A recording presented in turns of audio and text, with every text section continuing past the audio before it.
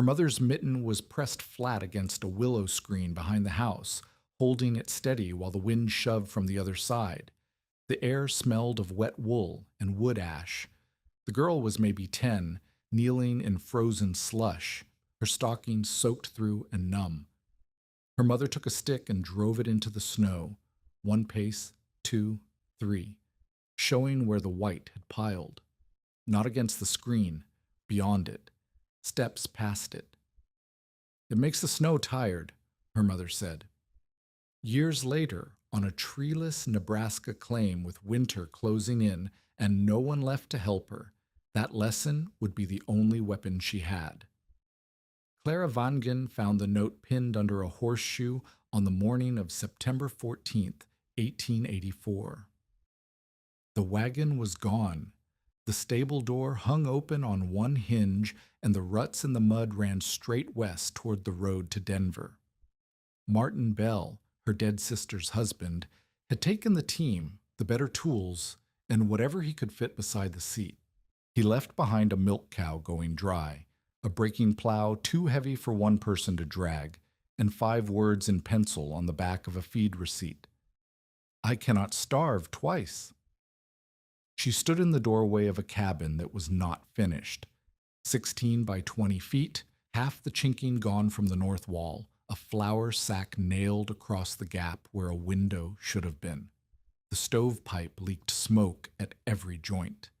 2 cords of green cottonwood stood stacked against the south side, and even Clara knew that 2 cords would not carry a dog through a Nebraska winter, let alone a woman and a cow.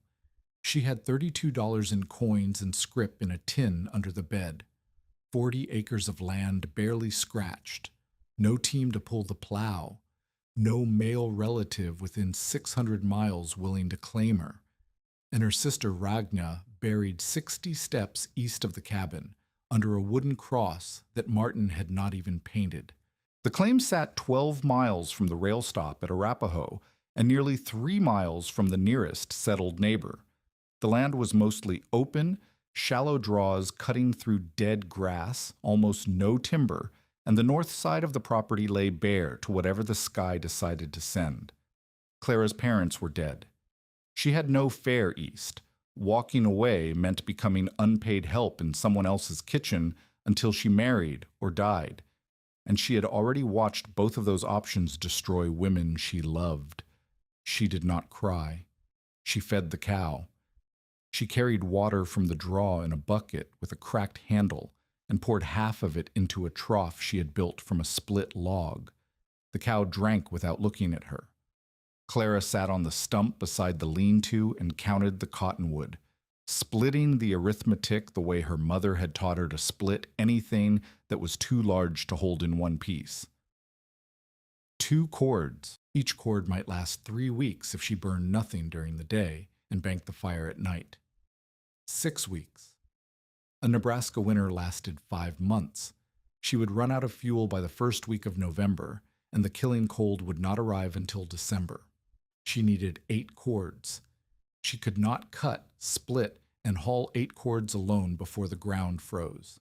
She could not hire a team because hiring a team cost money, and the money in the tin would barely buy 4 cords if she found someone willing to sell and haul, which would leave nothing for seed, nothing for hay, nothing for the cow, nothing for the land office if the assessor came asking about improvements. By the 3rd day, people knew. Martin Bell had stopped in Arapahoe on his way west and bought a bottle at the store. He told Fretz, the storekeeper, that the claim was done and the woman could have it. Fretz told 2 customers. The customers told the road. Abel Morvant arrived on the 5th morning, riding a dun mare with a blanket roll behind the cantle. He was 64 years old, a former freighter who had hauled goods across the Platte crossings before the railroad made him redundant. Now he assessed claims for the county, told people what their land was worth, and buried the ones who did not listen. He had a white beard cut close and hands like knotted rope, and when he dismounted at Clara's gate, which was not a gate, just a gap between 2 cottonwood posts with the bark peeling, he did not greet her. He walked the property. Clara watched him from the doorway, her arms folded against the chill. She had met Morvant once, the previous spring, when Martin was still pretending the claim would work. Morvant had said little then. He said less now. He circled the cabin slowly, his boots scraping against the packed dirt. He kicked the base logs and listened to the sound they made. He pressed his thumb into the chinking where it remained and pulled a handful of dried mud from where it did not. He ran his hand along the stovepipe, found the gap near the second joint, and shook his head. He opened the lean-to where the cow stood chewing nothing and examined the roof poles, testing each one with a downward push. 2 of them gave. He stepped outside and looked at the sky for weather, then walked north into the open ground and stood with his back to Clara for a long time, facing the direction the wind would come from. The grass bent around his boots. There was nothing between where he stood and the horizon. No trees, no rise, no structure of any kind. When he returned, he sat on the chopping block and took off his hat. He held it between his knees with both hands. "Who is helping you?" Morvant asked. "No one," Clara said. "Who's coming to help you?" "No one." Morvant rubbed his jaw with the back of his hand. He looked at the woodpile the way a doctor looks at a wound he cannot stitch. "You have a house that leaks," he said.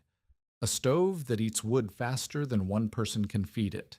A cow that will not carry you through January on what forage remains, and a north wind with no manners for 3 miles before it reaches your door."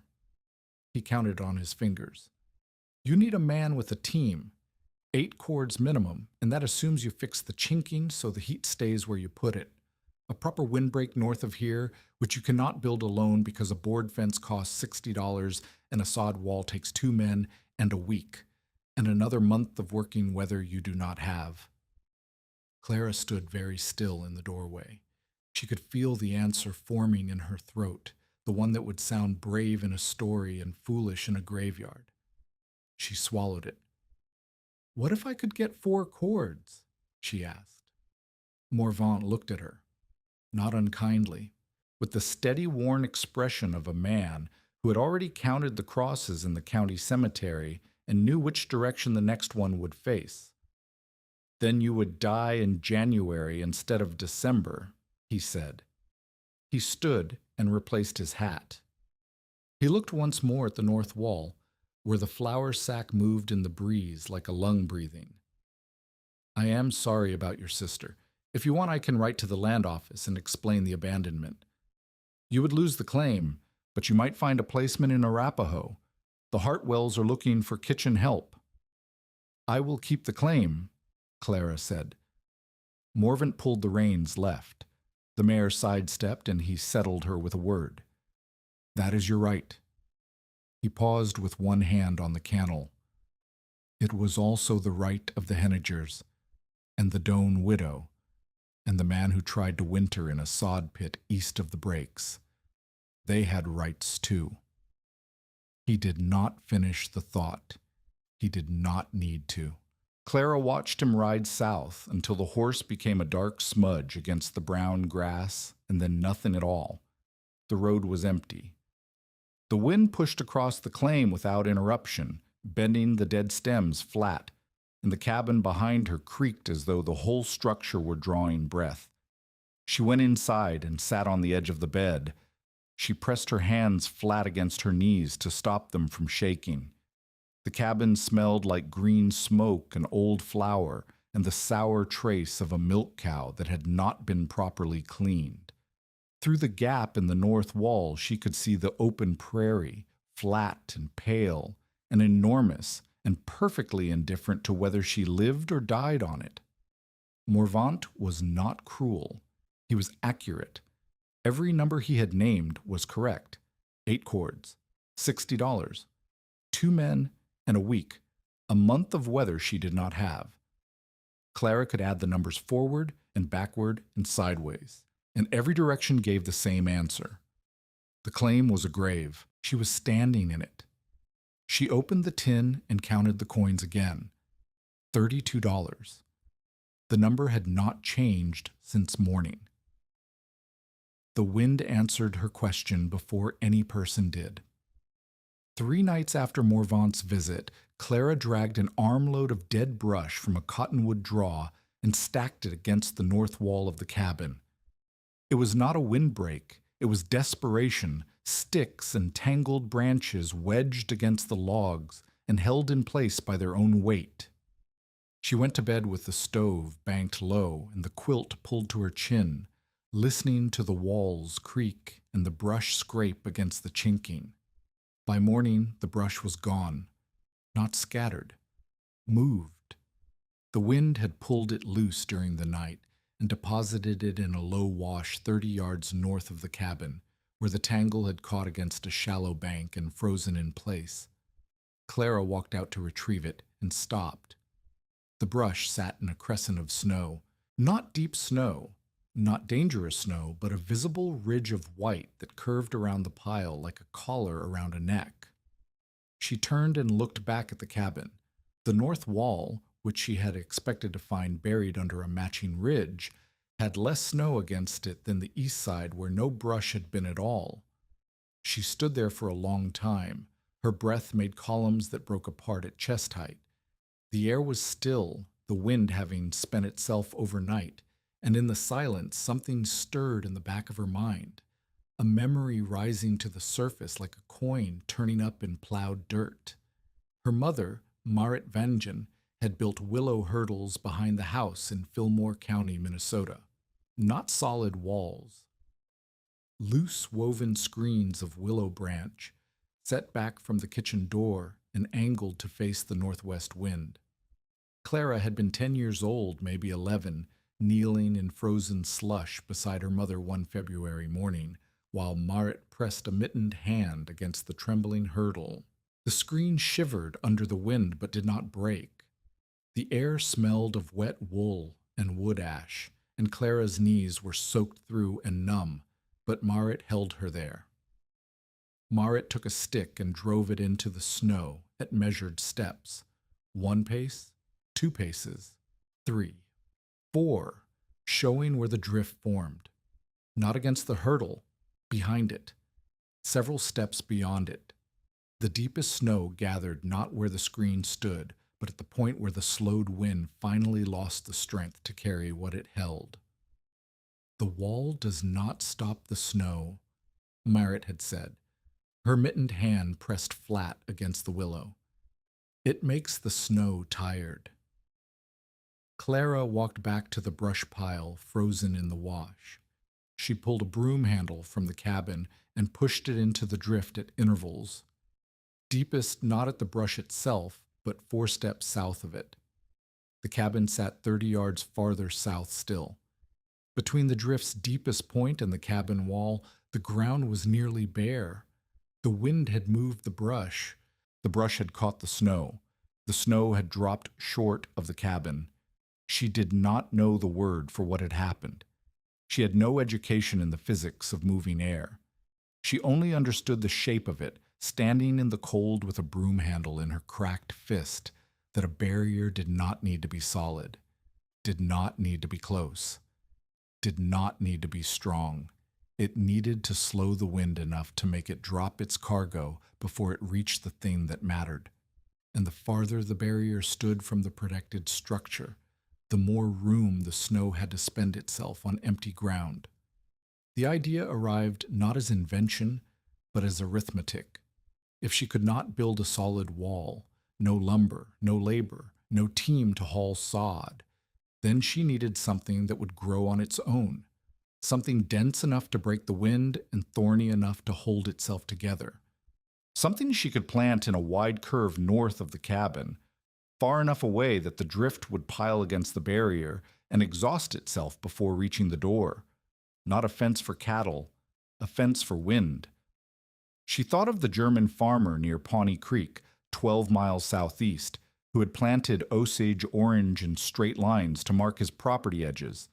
The thorns were brutal, long, curved, and hard as bone. The wood beneath the bark was dense as iron. The branches grew thick if they were forced together, tangling into each other like fingers laced tight. She had cut her hand on one the previous spring, reaching through to retrieve a stray calf, and the wound had taken 2 weeks to close. Osage Orange. Planted not in a straight line, but in a horseshoe, open toward the cabin on the south side, curved to face the north and northwest wind, set 50 yards out from the cabin at the center, far enough to catch the drift long before it reached the buildings. The risk was obvious. The hedge would take years. Saplings planted in spring would not stop wind by winter. She would need a temporary barrier, brush, deadfall, anything she could drag, while the living wall grew. And even if the saplings survived drought, grasshoppers, cattle, and her own exhaustion, the full hedge would not reach useful height for 3 or 4 years. Maybe longer. 4 years of building a wall no one could see the purpose of. 4 years of wintering behind sticks and prayer while the community counted her among the dead. 4 years of Morvant's arithmetic saying she could not last the month. She had no other option that the math allowed. Dinah Prowse came the following week. She was 36, widowed, mother of 3 children under 10, and she held her claim 2.5 miles east through garden vegetables, egg money, and a stubbornness that scared even Morvant. She arrived with her oldest boy driving the wagon and a basket of dried beans on the seat beside her that she did not call charity, and Clara did not call charity, and neither woman acknowledged as what it was. "I heard about Martin," Dinah said. She did not say she was sorry. She looked at the cabin, the cow, the woodpile, and the stakes Clara had already begun driving into the frozen ground in a wide arc north of the property. Rag strips tied to the tops fluttered in the wind, pale and ragged, marking a curve that made no visible sense. "What are those?" Dinah asked. "Markers," Clara said, "for planting in spring." "Planting what?" "Osage Orange, thorn hedge." Dinah climbed down from the wagon. She was a tall woman with sun-darkened skin and hands that never stopped moving, adjusting a harness strap, pulling her shawl tighter, picking a seed burr from her skirt. She walked to the nearest stake and looked north across the treeless plain, then turned south toward the cabin and the distance between them. "You are planting a hedge," Dinah said slowly, "in a curve, 50 yards from your door. Closer to 60 at the center of the arc, 50 at the arms. For wind.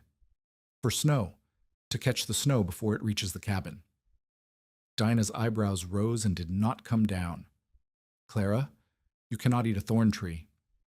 "No," Clara said, "but maybe I can sleep behind one." Dinah's expression did not soften. She glanced at the woodpile, the pitiful 2 cords of green cottonwood, and back at the stakes in the ground. "This hedge of yours, how long before it is tall enough to stop anything?" 3 years, maybe 4. 4 years? Dinah let the words hang. 4 years from now does not warm you this winter. You need firewood now. You need hay for that cow before she drops dead. You need to trade something for seed by March or this claim reverts, and you have nothing, not even the right to stand on the ground your sister is buried in, and you are spending your last good weeks hammering sticks into frozen dirt for a hedge that will not be taller than your knee by spring." "I know," Clara said. "Then why?" Clara pointed north. The wind was pushing hard enough to press Dinah's skirt against her legs. The open prairie stretched flat and treeless to the limit of sight. "Because the wind comes from there, every winter, every storm, and I cannot move the cabin. I cannot build a sod wall by myself. I cannot afford lumber or a team." She paused. "But I can plant things that grow, and in 4 years what I plant will be taller than what killed the Hennegers." Dinah stared at her for a long moment, her jaw set, her hands finally still. Then she set the bean basket on the ground, told her boy to water the horse at the draw, and said, "Show me where you plan to get the cuttings." It was not agreement. It was not conversion. It was one exhausted woman deciding that another exhausted woman had earned the right to be heard before the ground swallowed her. The cuttings came from the German farmer near Pawnee Creek. His name was Wollner, and he had more Osage Orange than he could use. Clara traded 2 days of mending labor for his wife and a half bushel of the beans Dinah had brought. Wollner wrapped a bundle of whips in burlap and gave her a sack of dried seed with a shrug that said he thought she was wasting both. Clara planted the first Osage Orange cuttings in late October, pushing them into the hard ground along the northern curve of her marked horseshoe. The soil fought her like a living thing. Each hole took 20 minutes with a spade and an iron bar she heated in the stove to soften the frost crust beneath the topsoil. She planted 12 cuttings the first day, then 14, then 9 when her shoulders seized and she could not lift the bar above her waist. By the end of the month, she had 47 cuttings in the ground and blisters that wept through her glove seams and would not close because the air was already too dry and cold for skin to heal. For the first winter, she built a temporary brush line, deadfall, cut cottonwood limbs, and bundles of dried grass staked and wired along the horseshoe arc.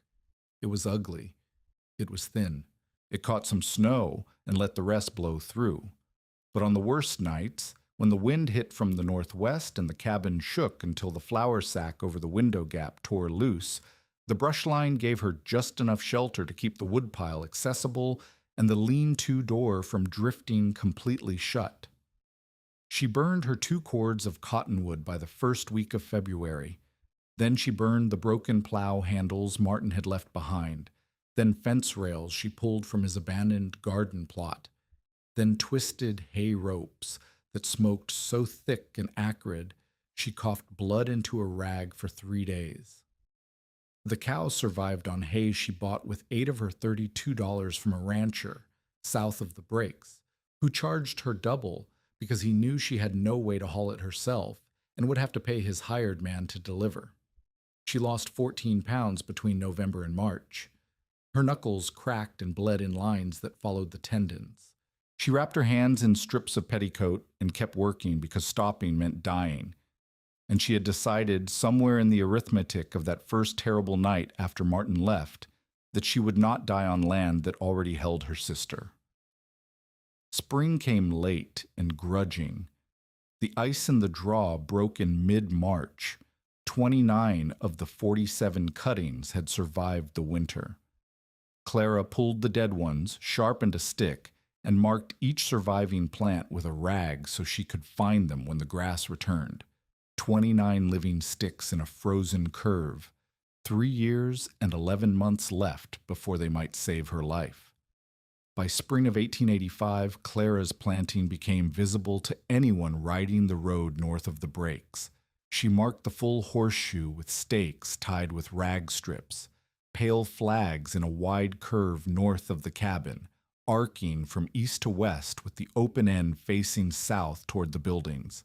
She dug narrow trenches along the arc, spacing them 18 inches apart, and planted hundreds of Osage Orange seedlings from the seed Wollner had given her.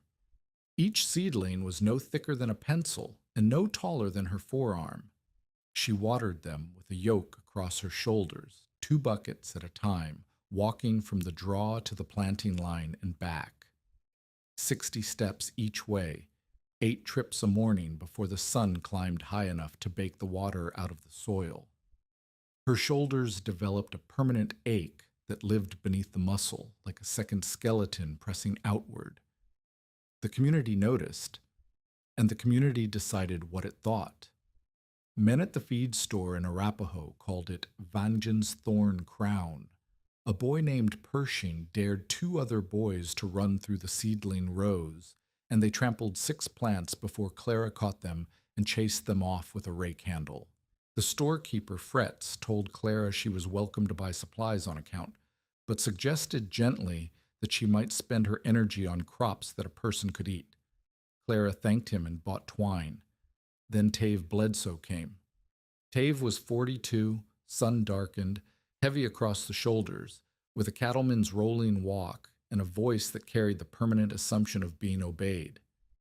He leased open grazing land east and south of Clara's claim, running cattle on grass that had never known a plow, and he had been waiting for Martin Bell's abandonment to reach the land office so he could pressure the agent into letting him absorb the 40 acres as unfenced range. Clara's continued presence on the claim was inconvenient. Clara's thorn hedge, which now blocked the easiest drift path his cattle used between grazing patches, was something worse. He rode up while Clara was setting stakes for the north curve, the widest part of the horseshoe. His horse was better fed than her cow. He sat in the saddle and watched her work without dismounting, rolling a piece of straw between his teeth. "You're planting a fence," Tave said, "with the gate facing the wrong way." Clara drove a stake into the ground and did not look up. "It is not for cattle." "Then what is it for?" She said nothing. She positioned the next stake, measured the gap with a length of knotted cord, and pushed it into the soil with the flat of her hand. Tave leaned forward. "I asked you a question, Mrs. Vangen." "Miss, and I heard you." Tave straightened in the saddle. His jaw worked sideways, the look his hired men knew meant the conversation had shifted from talk to warning. "You're wasting the only decent grazing left on this quarter section, blocking a cattle path to plant thorn sticks in a circle. If you had a lick of sense, you would let the claim lapse and take a room in town before the snow teaches you what Martin already figured out." Clara picked up the mallet. "The claim is mine." "The claim is a dead man's folly," Tave said, his voice flat and hard. "And you are the fool tending his grave." He pulled the horse around and rode east toward the breaks without waiting for an answer. His back was broad and straight and carried the absolute certainty of a man who had never been wrong about a piece of land in his life. That evening, Clara found fresh cattle tracks inside the seedling rows. 4 plants were broken at the base, pushed flat into the dirt by hooves. The stems were not chewed. The cattle had not wandered in looking for forage. They had been driven there. She replanted what she could by lantern light, working on her knees in soil still warm from the afternoon sun. The Osage Orange thorns found every gap in her wrapping, every soft place between her fingers. By the time she finished, her palms were swollen and spotted with blood. The lantern oil was low enough that the flame burned blue, and somewhere on the dark road east, Tave Bledsoe was telling anyone who would listen that Clara Vangen had lost her mind. She asked Morvant the following week if there was any legal remedy for the cattle. Morvant shook his head. "Cattle are cattle," he said. "If you cannot fence them out, the law assumes the land is open. That is the law." The hedge that would eventually fence them out stood 9 inches tall. 280 seedlings went into the ground that first full planting year. By autumn, 190 survived. The rest died of drought, trampling, grasshoppers, or the simple failure to take root in clay that had never been asked to grow anything besides grass. Clara counted every one. She kept a tally on the back of a board nailed inside the cabin door. Planted, living, dead, and the numbers moved in the wrong direction more often than she could bear. But the survivors grew. Osage Orange was stubborn wood, almost perversely determined to live. The root systems dug into the Nebraska clay and held. By midsummer, the strongest seedlings reached Clara's knee. By first frost, they stood as high as her hip, and the thorns on the new growth were already long enough and sharp enough to draw blood through a leather glove. She had no one to tell her if the curve was right, no one to confirm whether 50 yards was far enough or too far, or whether the horseshoe shape was accomplishing anything more than wasting ground. She measured the distance from hedge to cabin with cord and stakes. She watched where the snow collected after each autumn squall, walking the line with a broom handle, pushing it into drifts, and marking depths on the wood with a knife. She adjusted the brush fill in the thin spots. She was building a machine she had never seen completed, working from the memory of willow hurdles and a mother's mitten pressing against woven sticks in Minnesota snow. The first real autumn storm arrived in late October of 1885, a northwest wind that bent the dead grass flat and threw sleet against the cabin walls, hard enough to wake the cow. Clara went out at dawn and walked the hedge line in a coat made for a man twice her width, cinched at the waist with cord. The seedlings trembled but held their ground. The brush packing between them, deadfall, twisted grass, tangled branches, had caught a visible ridge of snow along the outer face of the arc. She measured with the broom handle. Deepest drift, 8 inches, along the outside of the brush line. At the cabin, where the full blast should have hit the north wall, the snow was thinner by half.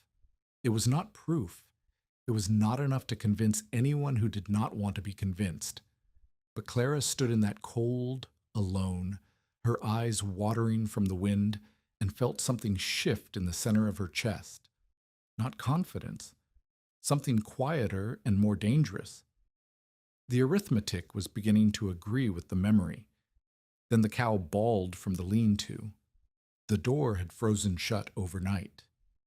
Clara spent the next hour chipping ice from the hinges with a hatchet, her fingers too numb to feel the handle, and by the time she freed the animal, the feeling in her chest had been replaced by the more familiar feeling of exhaustion. Winter had 4 months remaining. The hedge had 4 years of growing left, and she was making it wrong. She did not know that yet. She was letting the Osage Orange grow straight and tall, reaching for the sky the way young trees do when no one bends them. She pruned for height. She tied the stems to stakes to keep them upright. She was building a row of thorny poles when she needed a wall, a thicket so dense and so tangled that not even a rabbit could push through, let alone the wind. The man who understood the difference had been watching her stakes from the road for 6 weeks. His name was Kittle Asen, and he lived in a dugout near the creek crossing 3 miles south. He was 59 years old, Norwegian-born, a former railroad snowshed carpenter who had spent a decade building the wooden tunnels that kept trains running through mountain passes in winter. After the railroad, he had worked as a hedge layer in Iowa, cutting and bending Osage Orange into livestock barriers for farmers who could not yet afford wire.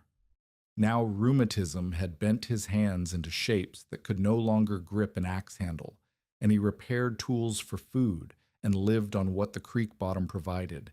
He came up the hill on a Tuesday morning in early November, walking with a stiffness that favored his right knee. Clara was pruning the tallest seedlings on the north curve, cutting the side branches to let the main stem grow taller, when a voice behind her said, "You are making trees." She turned. The old man stood at the edge of the planting row, examining a stem she had trimmed the day before. His hands were swollen at every knuckle, the fingers curved inward, as though permanently gripping something invisible. He wore a coat patched with canvas and a hat that had lost its original shape years ago. "You are making trees," he said again. "You do not need trees." He looked at her. His eyes were pale gray, nearly colorless. "You need teeth." Clara said nothing. She watched as Kittle knelt beside the nearest sapling, slowly, painfully, one knee at a time, and studied the straight stem she had tied to a stake. He pulled a short-bladed knife from his coat and cut the sapling halfway through, about 6 inches above the soil. Clara started forward. "Watch," Kittle said. He bent the cut stem sideways, laying it almost flat, and wove the top growth into the base of the next plant. The sapling did not break. The partial cut held the wood open like a hinge, and the living bark on the uncut side kept the sap flowing. What had been a single upright stick was now a diagonal bar connecting 2 plants at knee height, with new shoots already visible at the bend where the stress would force growth sideways instead of up. "This is hedge laying," Kittle said. He stood with effort, brushing dirt from his knees. "You cut, you bend, you weave. Each stem leans into the next. In 2 years, a rabbit cannot pass. In 4, the wind cannot pass." He looked at the long curve of her horseshoe, the stakes with their rag flags stretching north and east and west. "You're thinking about the wind." It was not a question. "Yes," Clara said. "Where did you learn this?" "The curve." "My mother." Kittle nodded slowly. He looked north toward the empty prairie and then south toward the cabin. He stood there for a long time, his bent hands hanging at his sides, and Clara could not tell if he was measuring the distance or remembering something of his own. "Your mother was right," he said. "The curve is right. The distance is close to right, but the wall is wrong. You need it thick, not tall. Thick at the base, packed with dead wood where the living growth has not filled. 2 rows, not 1. Staggered so the wind cannot find a clean path through." He turned to face her. "I cannot swing an axe, but I can show you where to cut. Tell us in the comments, have you ever been doubted by someone who could not understand what you were building?" That afternoon, Kittle walked the entire horseshoe. He stopped at each weak point, each gap where seedlings had died or been trampled, and pressed his crooked hand against the living stems the way a man tests the pulse of something he is not sure is alive. He told Clara to plant a second row, offset from the first by 18 inches, so the stems would stagger like bricks in a wall. He told her to stop pruning the side branches. He told her to cut the tallest stems halfway through at waist height, bend them sideways, and weave them into their neighbors so the hedge would thicken from the bottom instead of reaching uselessly toward the sky. "A tall fence with gaps is a door," Kittle said. "A short fence with no gaps is a wall." Clara began the next morning.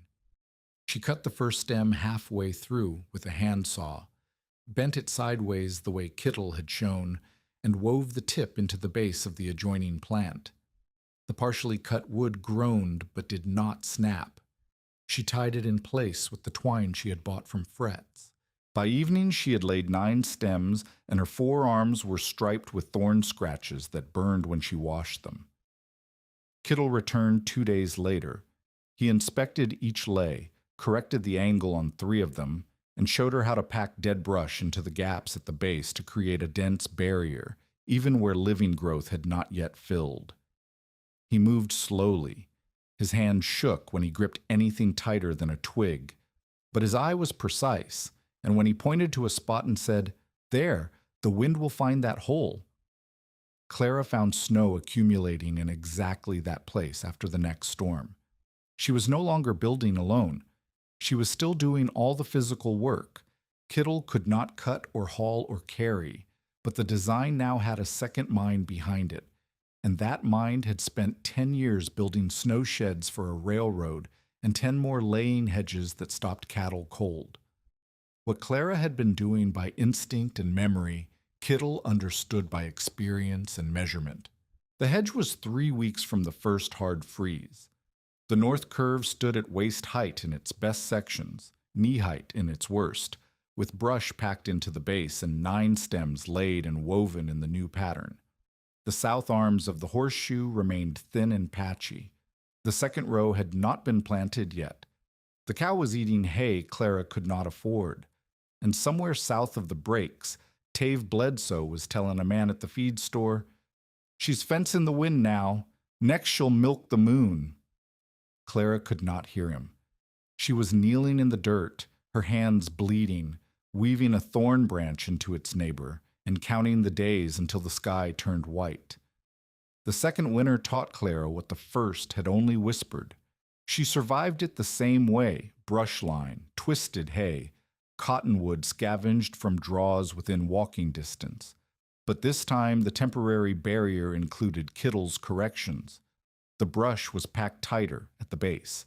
The living stems, now laid sideways and woven, caught more snow along the outer face. Clara measured after every storm with a pole Kittle had marked at 6-inch intervals, driving it into the drifts along the hedge and then again at the cabin wall. The numbers went into a ledger she kept on a strip of brown paper tacked beside the door. "Numbers remember what neighbors deny," Kittle told her when she showed him the marks. He sat on her chopping block, his bent hands wrapped around a cup of chicory, and studied the paper the way a man studies a map of a country he once walked through.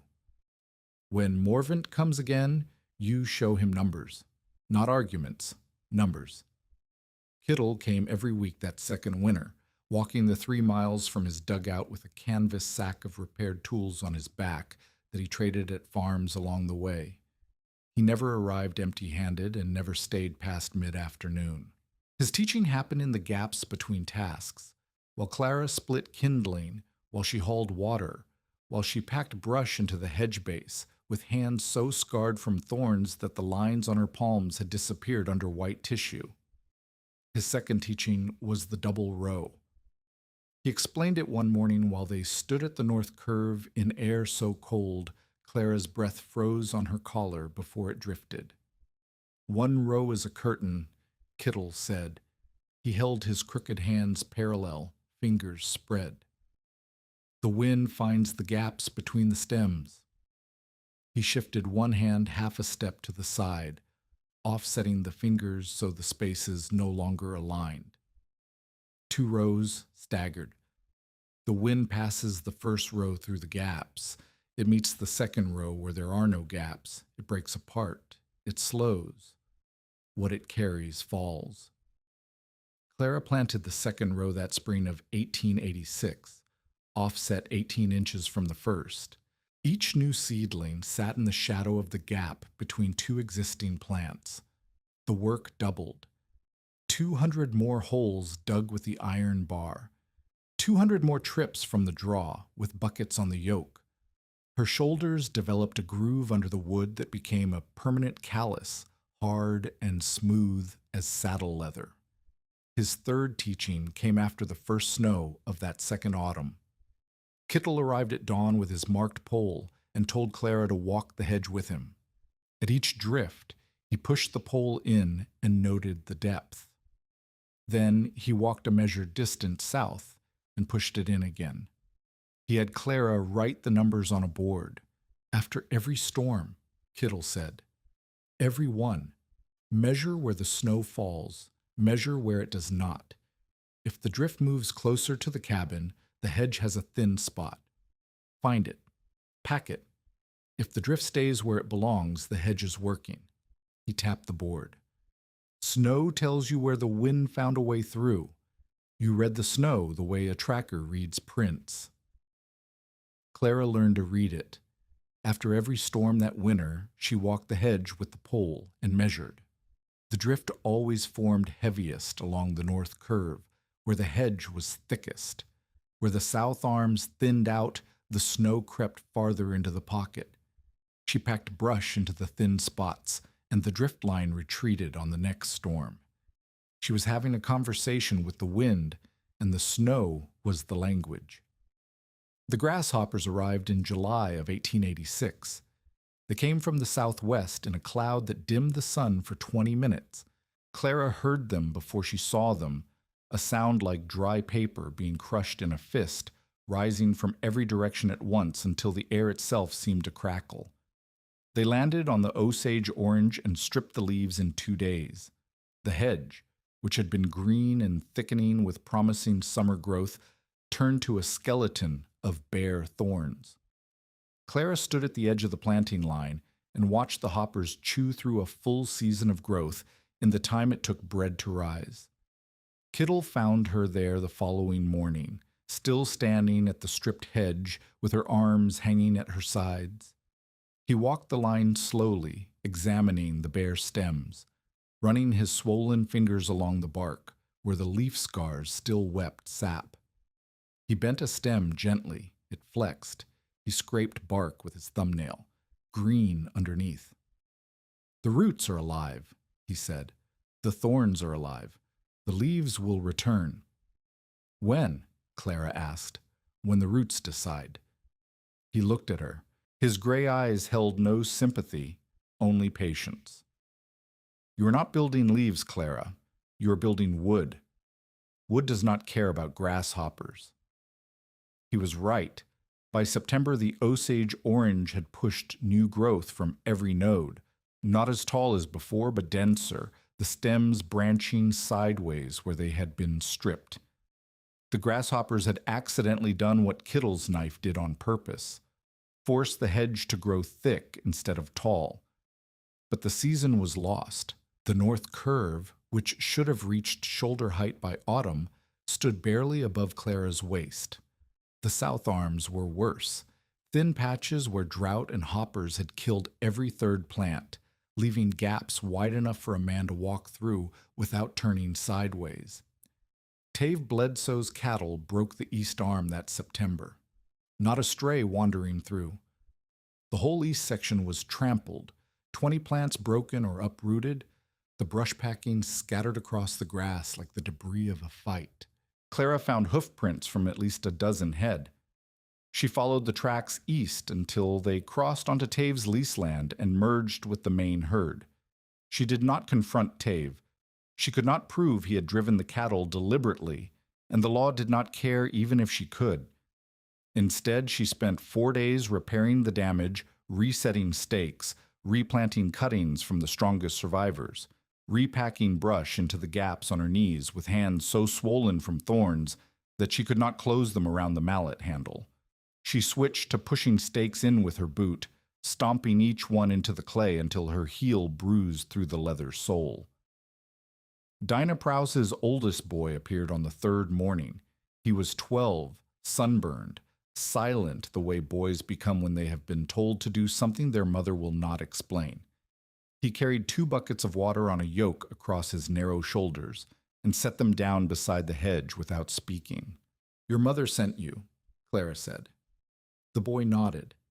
He picked up the empty buckets from Clara's morning trip, walked back to the draw, filled them, and returned. He did this 4 more times. When he was done, he said, Ma says to tell you she still thinks you are wrong, but she does not want you dead. He left. Clara stood among the damaged seedlings with water she had not carried and felt something in her chest that was not gratitude, exactly, but its close neighbor, the knowledge that someone was watching her fail and had decided to keep watching rather than look away. The cow died in August. Clara had known it was coming. The hay cost more than the milk was worth, and the animal had been failing since Martin left. She found it on its side in the lean-to, breathing in shallow hitches, and sat beside it until the breathing stopped. She butchered the animal herself, working from memory and a description Dinah had given her, and salted what she could. The hide she stretched and dried and cut into strips for binding the hedge gaps. $24 remained in the tin. She had spent 8 on hay that had not saved the cow. The third year brought height.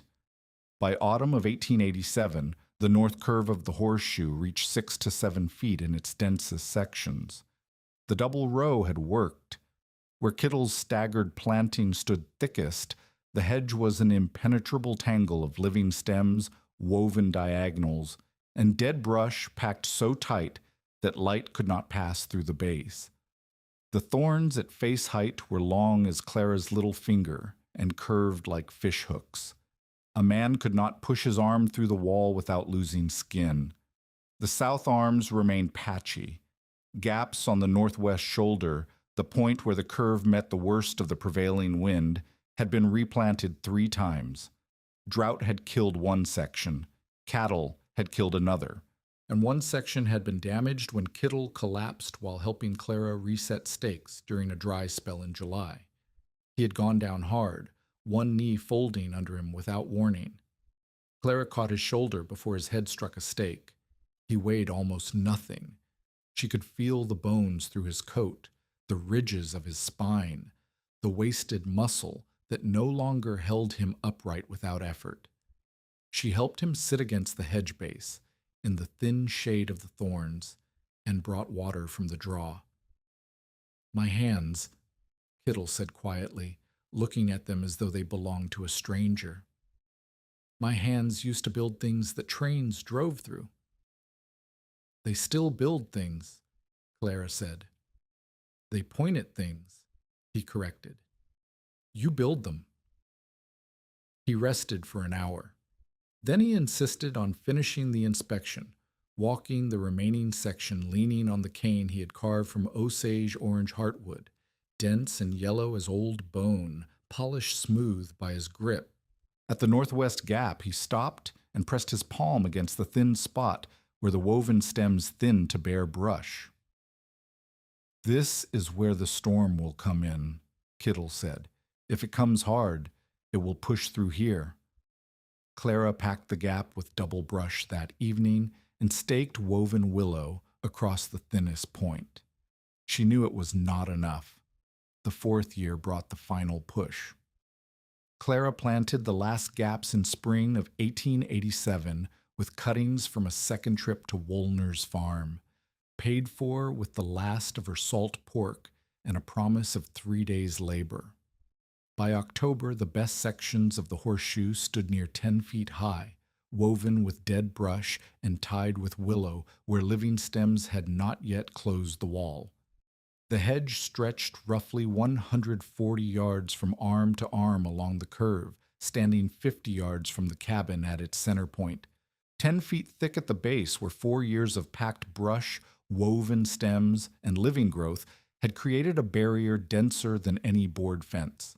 From a distance, it looked like a dark scar on the brown prairie, something forced into the land by a will the land had not invited. Morvant came in November. He had not visited since spring. He rode the hedge line slowly, looking at it the way he examined bridges before deciding whether to trust them with a loaded wagon. He dismounted at the north curve and pressed his hand against the woven stems. A thorn pricked his palm, and he pulled back, examined the bead of blood on his skin, and said nothing for a long moment. "You built it," he said. He sounded like a man revising an estimate he had been certain of. "Kittle helped me." Kittle pointed. Morvant remounted. "It is still not winter. A soft storm is not a killing storm. I have seen hedges stand through October and snap clean in January." He looked north, where the sky had been gray for a week. "If the real cold comes, we will see what this is worth." December of 1887 brought the first real test. A storm moved through on the 9th, hard enough to bend the cottonwood in the draws and push sleet against the cabin walls for 2 days. When it cleared, Clara walked the hedge with Kittle's marked pole and found what she had spent 4 years building toward. A drift 3 feet deep lay along the outside of the north curve, piled against the outer face like a white embankment. The snow had hit the woven wall, slowed, dropped, and settled. Clara measured from the drift's peak to the cabin with a rope. 52 yards. At the cabin, the woodpile had 4 inches of snow on top. The north wall had a thin crust at the base, and nothing more. The yard inside the horseshoe was shallow powder, ankle deep in the worst pockets, bare frozen ground showing through in others. She showed Kittle the numbers 2 days later. He folded the paper into his coat with hands that trembled and told her to show Morvant. Show everyone. Dinah came to see the drift.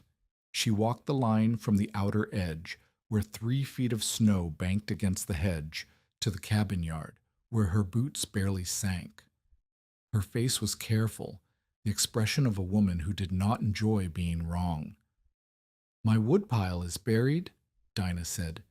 "Yours is not. The hedge is between me and the wind." Dinah nodded slowly. "What if the drift rises over the top?" "Then I have a different problem." "You always have a different problem." But Morvant's warning sat in Clara's mind like a stone in her boot. A soft storm is not a killing storm. December was not January. The hedge had caught an ordinary blow. Ordinary blows did not kill people. Kittle came on the 3rd of January and told Clara to prepare. He recognized the signs, the strange mildness between cold snaps, cattle bunching in draws, a quality of light he had seen before in Wyoming. "Clear the chimney twice a day if heavy snow comes," he said. "Keep the woodshed door opening inward, and tie a rope from the cabin door to the shed. 20 feet of good rope, tight enough to follow with one hand in the dark." Clara tied the rope that afternoon. January 12th, 1888, began with a lie. The morning was warm, not cool, not mild, warm, impossibly warm for the middle of a plains winter.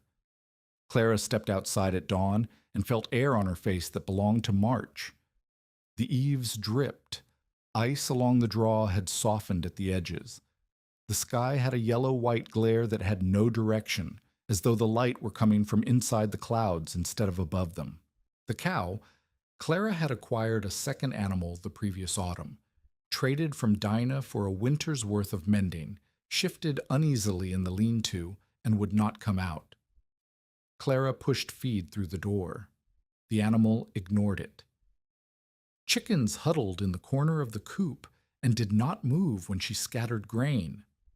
At 9 o'clock, Dinah's youngest child arrived. Lottie Bell, 9 years old, the same girl who had watched from the back of a wagon 4 years ago while Deputy Rourke delivered the abandonment notice. Dinah had sent her with a basket of mending because the road seemed safe, and the morning was so warm that Lottie wore only a shawl over her dress. Clara took the basket and told Lottie to stay until afternoon. The child sat beside the stove and played with a spool of thread while Clara worked the needle. The cabin was quiet. Through the south-facing door, the light continued to flatten until the prairie outside looked like a photograph. All surface, no depth, no shadow. At 1:30, the wind shifted. It did not build gradually. It arrived. One moment the air was still and warm, and the eaves dripped. The next, the north wall of the cabin slammed inward as though something immense had struck the building.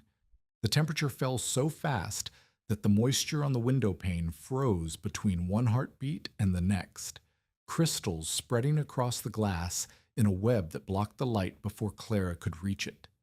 She pressed her face against the north window. She could see nothing. The world beyond the glass was white. Not the white of snowfall, but the white of air made solid by ice particles driven sideways at a speed that turned them into weapons. Fine snow arrived not as flakes, but as something closer to ground glass, sharp, stinging, filling every crack, every gap in the chinking, every space between board and frame. The sound was a roar that did not stop, steady and percussive, like a river of gravel being poured endlessly over the roof. Lottie screamed. The stovepipe coughed a ball of black smoke into the cabin as the wind found the chimney top and slammed it backward. Clara grabbed the hooked iron rod Kittle had made for her, a chimney tool, bent at the end to scrape creosote, and shoved it up through the stovepipe from inside, punching the downdraft until the draw returned. Smoke filled the upper half of the cabin for 2 minutes. Lottie pressed herself into the corner beside the bed, coughing, eyes streaming, and would not move. Clara knelt in front of her. She took the child's face between her hands. "Lottie, listen to me. The cabin is standing. The stove is working. We have wood in the shed. I want my mother. Your mother sent you here because this cabin is safe. You will see her when the storm passes." Clara did not know if Dinah's cabin, 2.5 miles east on open ground, was standing or buried or blown sideways off its foundation. She did not know if the road between them still existed. She knew only that the rope she had tied from the cabin door to the woodshed was now the only certain path left in the world outside these 4 walls. She opened the south door, the side facing into the horseshoe's pocket. The cold hit her face and chest like river water. Ice crystals stung every inch of exposed skin, but she could see. That was the thing that stopped her in the doorway, one hand still gripping the frame. She could see. On the open prairie, visibility was measured in feet. Men were dying because they could not find buildings that stood 10 yards away. But Clara could see the woodshed. She could see the rope. She could see the ground between her door and the shed, covered in shallow, wind-driven snow, but not buried, not blocked, not impassable. The hedge was doing what she had spent 4 years building it to do. The wind struck the woven wall of Osage Orange 50 yards north. It entered the thorns and brush, broke apart against the staggered double row, lost its speed, dropped its cargo of ice and snow on the outer face, and spilled over the top with less than half its force remaining. Inside the horseshoe pocket, the air moved cold and fast, but it did not carry the blinding wall of white that was burying everything beyond the curve. The difference between inside and outside the horseshoe was the difference between a hard winter day and the end of the world. She could hear, beyond the hedge, a deep, tearing hiss, the sound of wind forcing itself through 10 feet of woven Osage orange and leaving everything it carried on the other side. Clara followed the rope hand over hand, 15 feet to the woodshed. She filled her arms with split cottonwood, 5 pieces, 6, as many as she could carry without dropping them in the wind. She followed the rope back. She fed the stove. She went out again. Each trip took 4 minutes. Each trip the cold cut deeper into her lungs, and the ice crystals in the air found new skin to sting. On the third trip, she slipped on packed snow beside the shed door and went down on one knee, scattering the wood.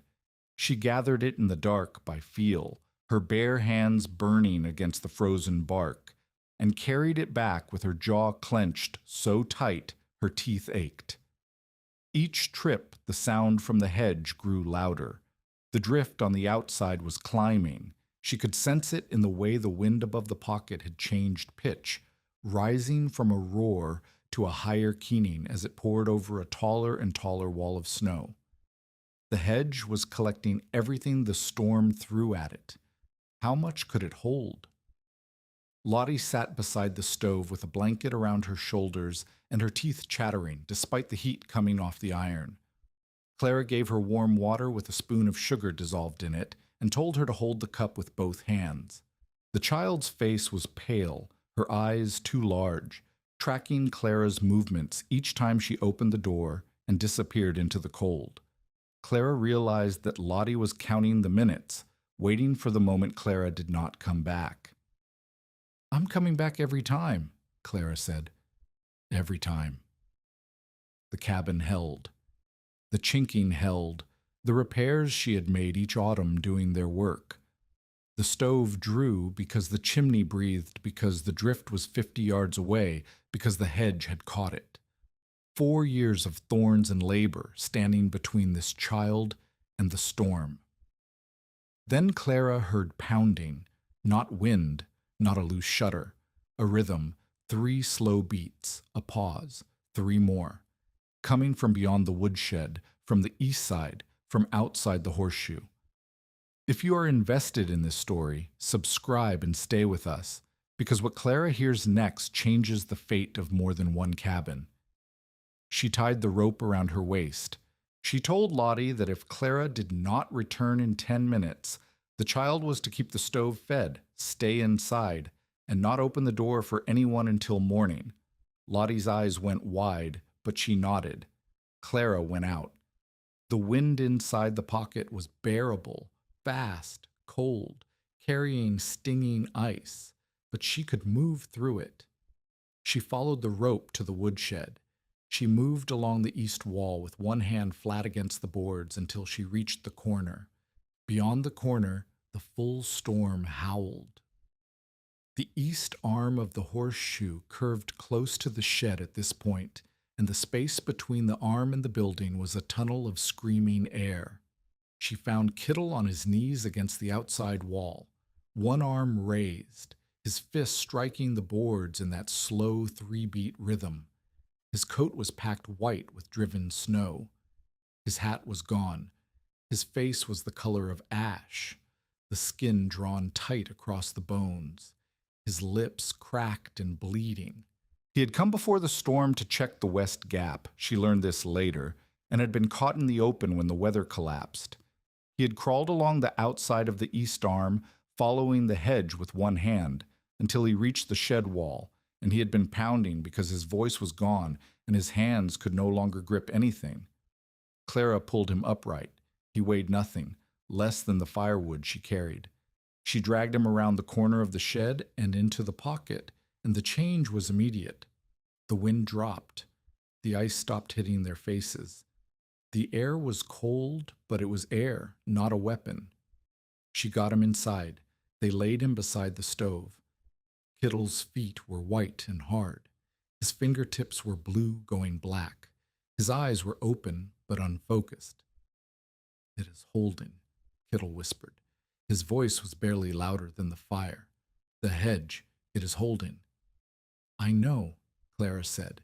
She pulled his boots off. The skin beneath felt like candle wax. She wrapped his feet in a blanket and pressed a heated stone from the stove against his chest. The storm did not relent. Through the afternoon and into the night, the wind screamed across the open prairie and spent itself against Clara's hedge. She went out for wood 4 more times.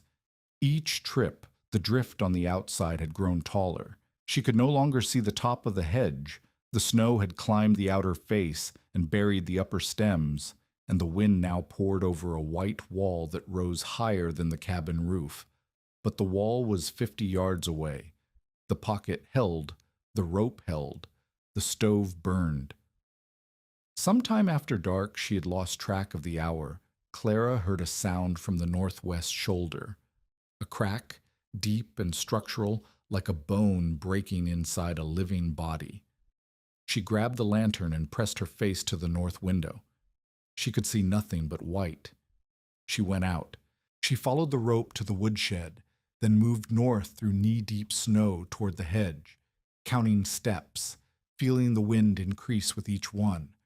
At the northwest shoulder, she found it. The drift had built so high on the outer face that the weight was pressing the upper stems inward, bending the woven wall toward the pocket.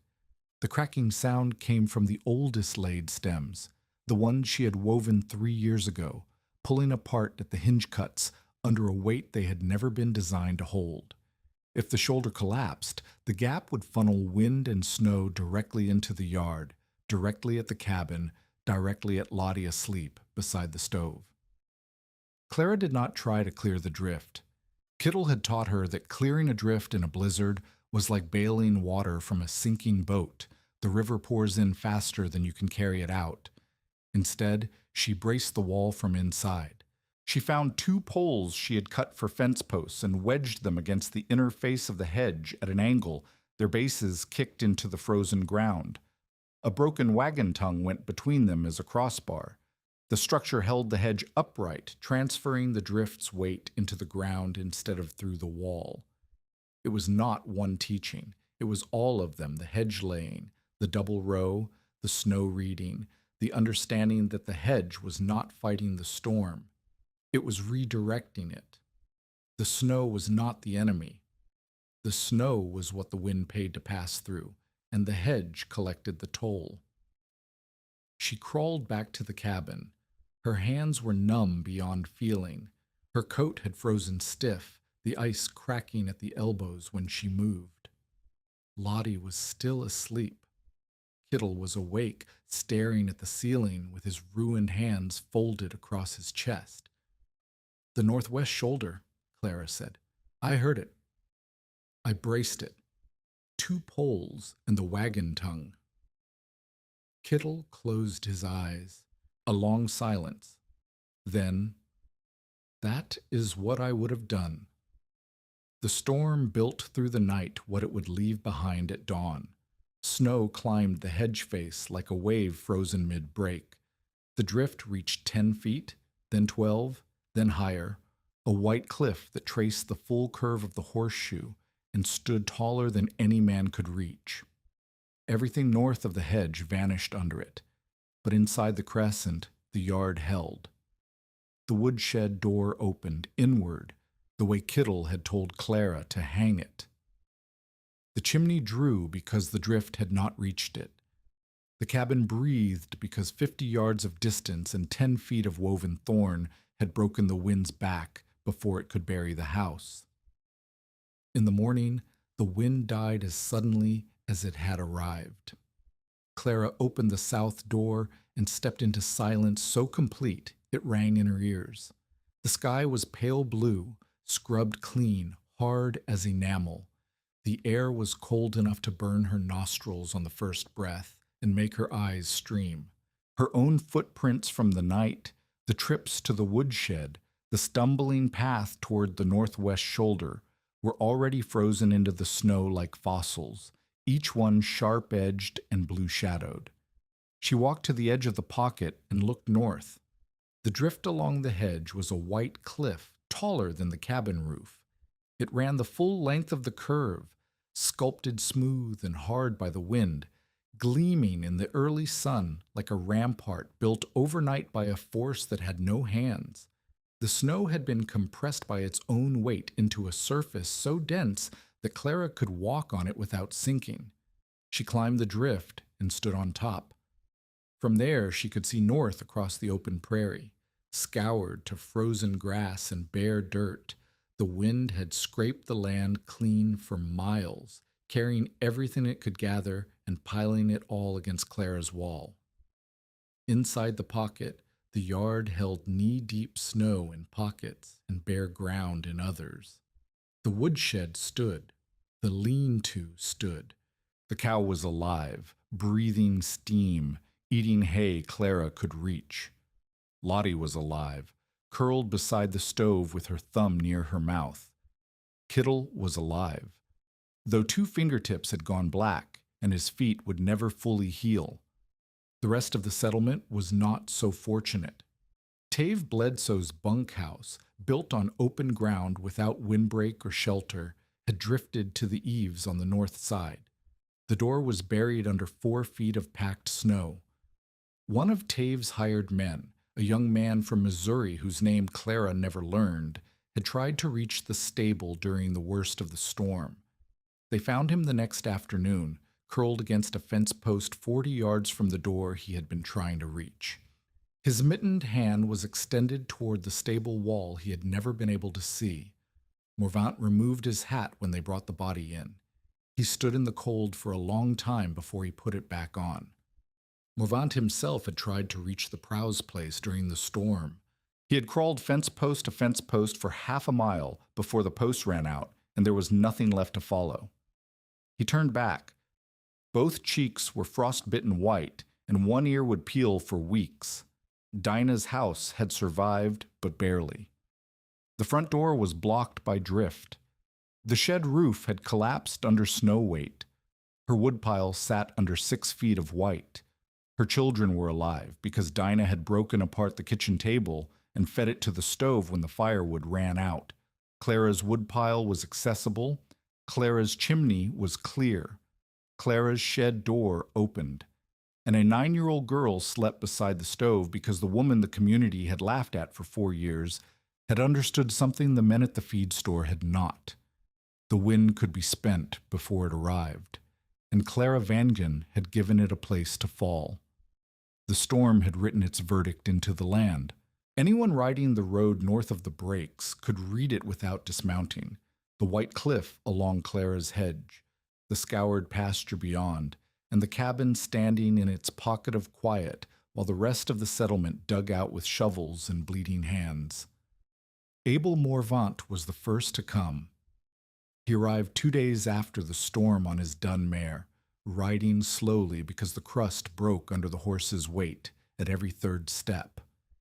His face was raw where the frostbite had peeled, both cheeks shining pink and wet beneath the white beard, the skin new and fragile as a child's.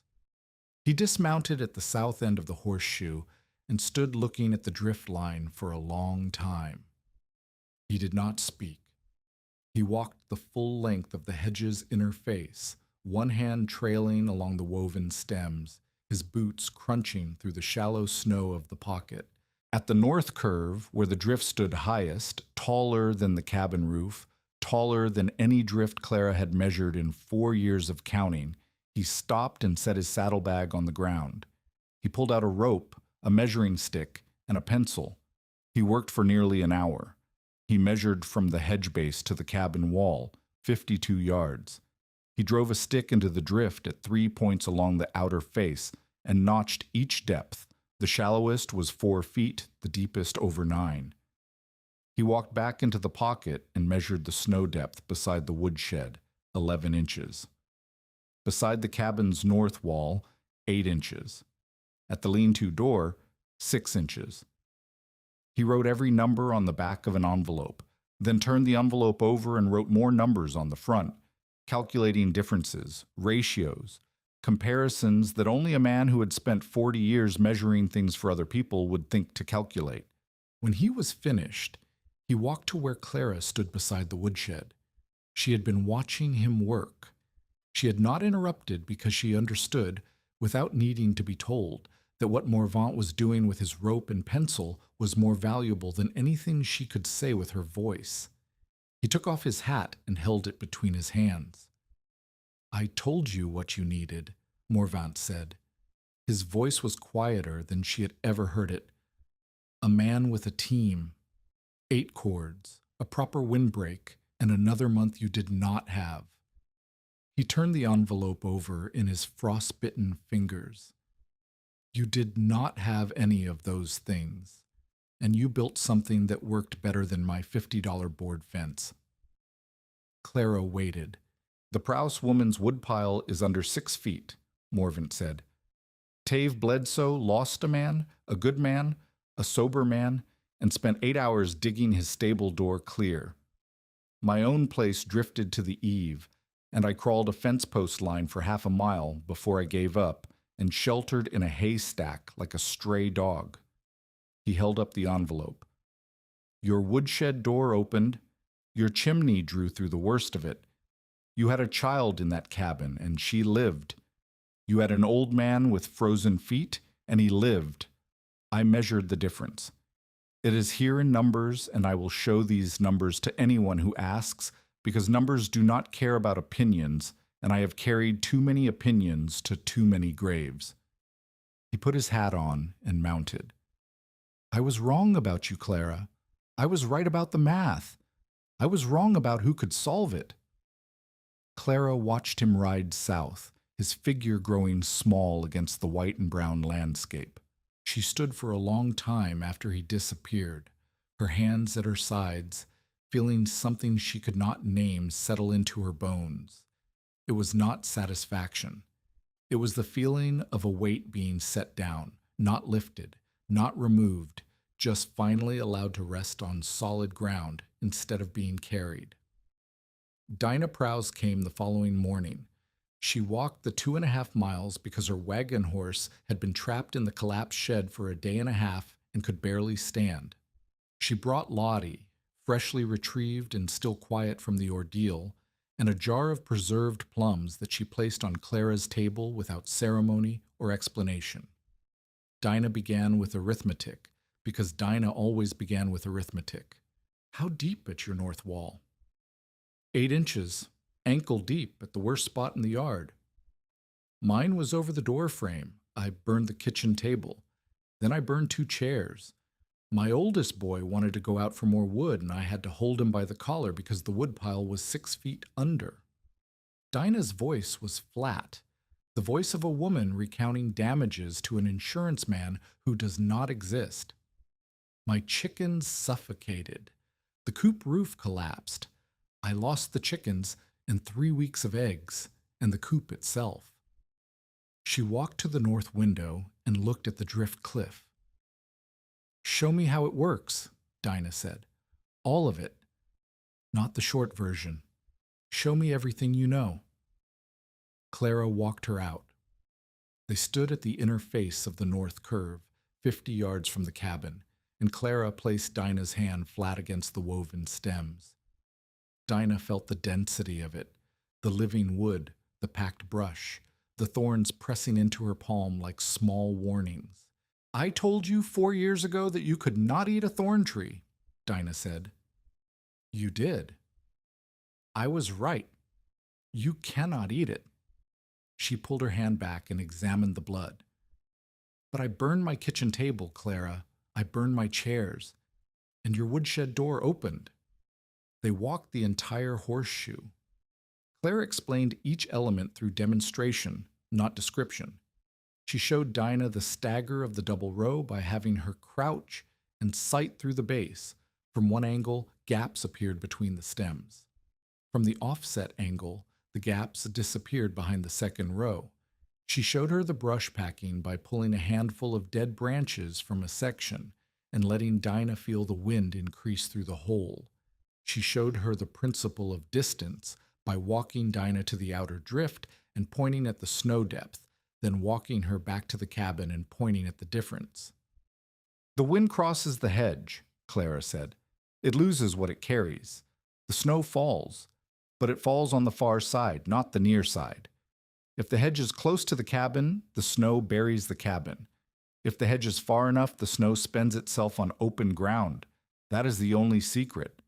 Distance." Dinah asked questions for an hour. How deep to plant? How much water in the first year?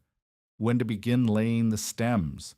Whether the south arms needed to match the north curve in height? Whether a smaller crescent could protect a shed or a coop without the full horseshoe?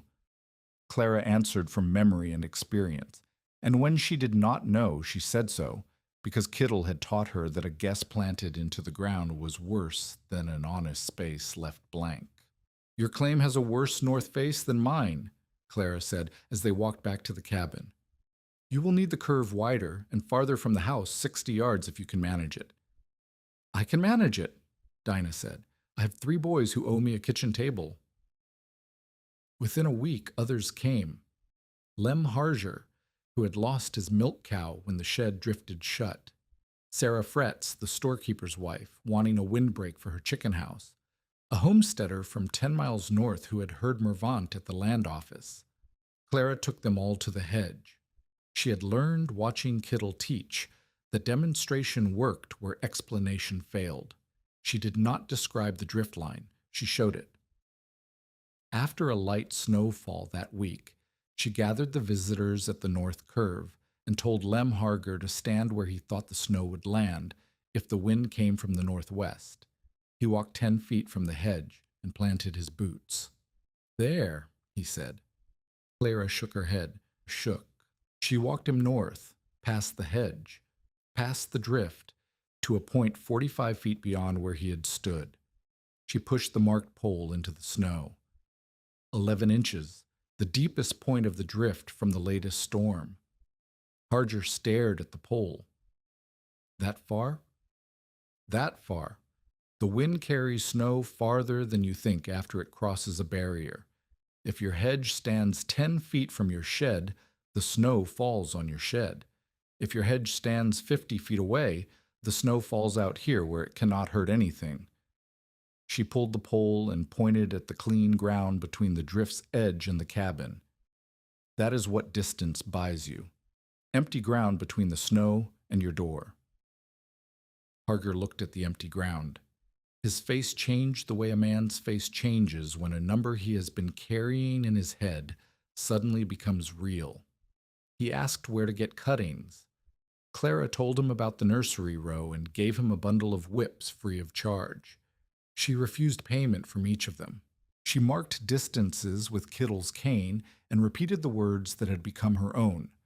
"You do not stop the storm, you slow it before it reaches the door."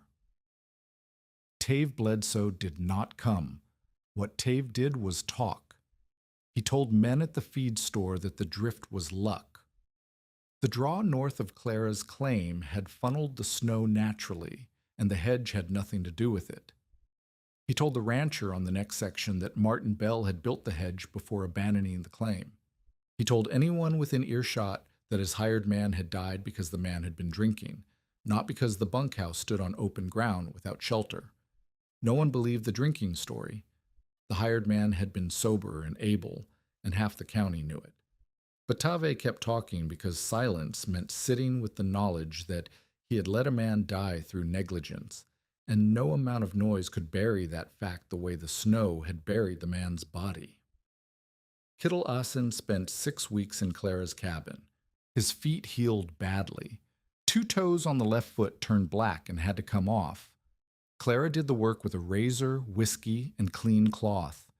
Kittel gripped the bed frame with his crooked hands and breathed through his nose and stared at a spot on the ceiling until it was finished. Clara went to the woodshed afterward and stood with her forehead against the boards until her hands stopped shaking. His fingers recovered enough for a pencil and a cup, but the fine hedge work was beyond him. He could point. He could draw. He could teach with his voice what his hands no longer allowed.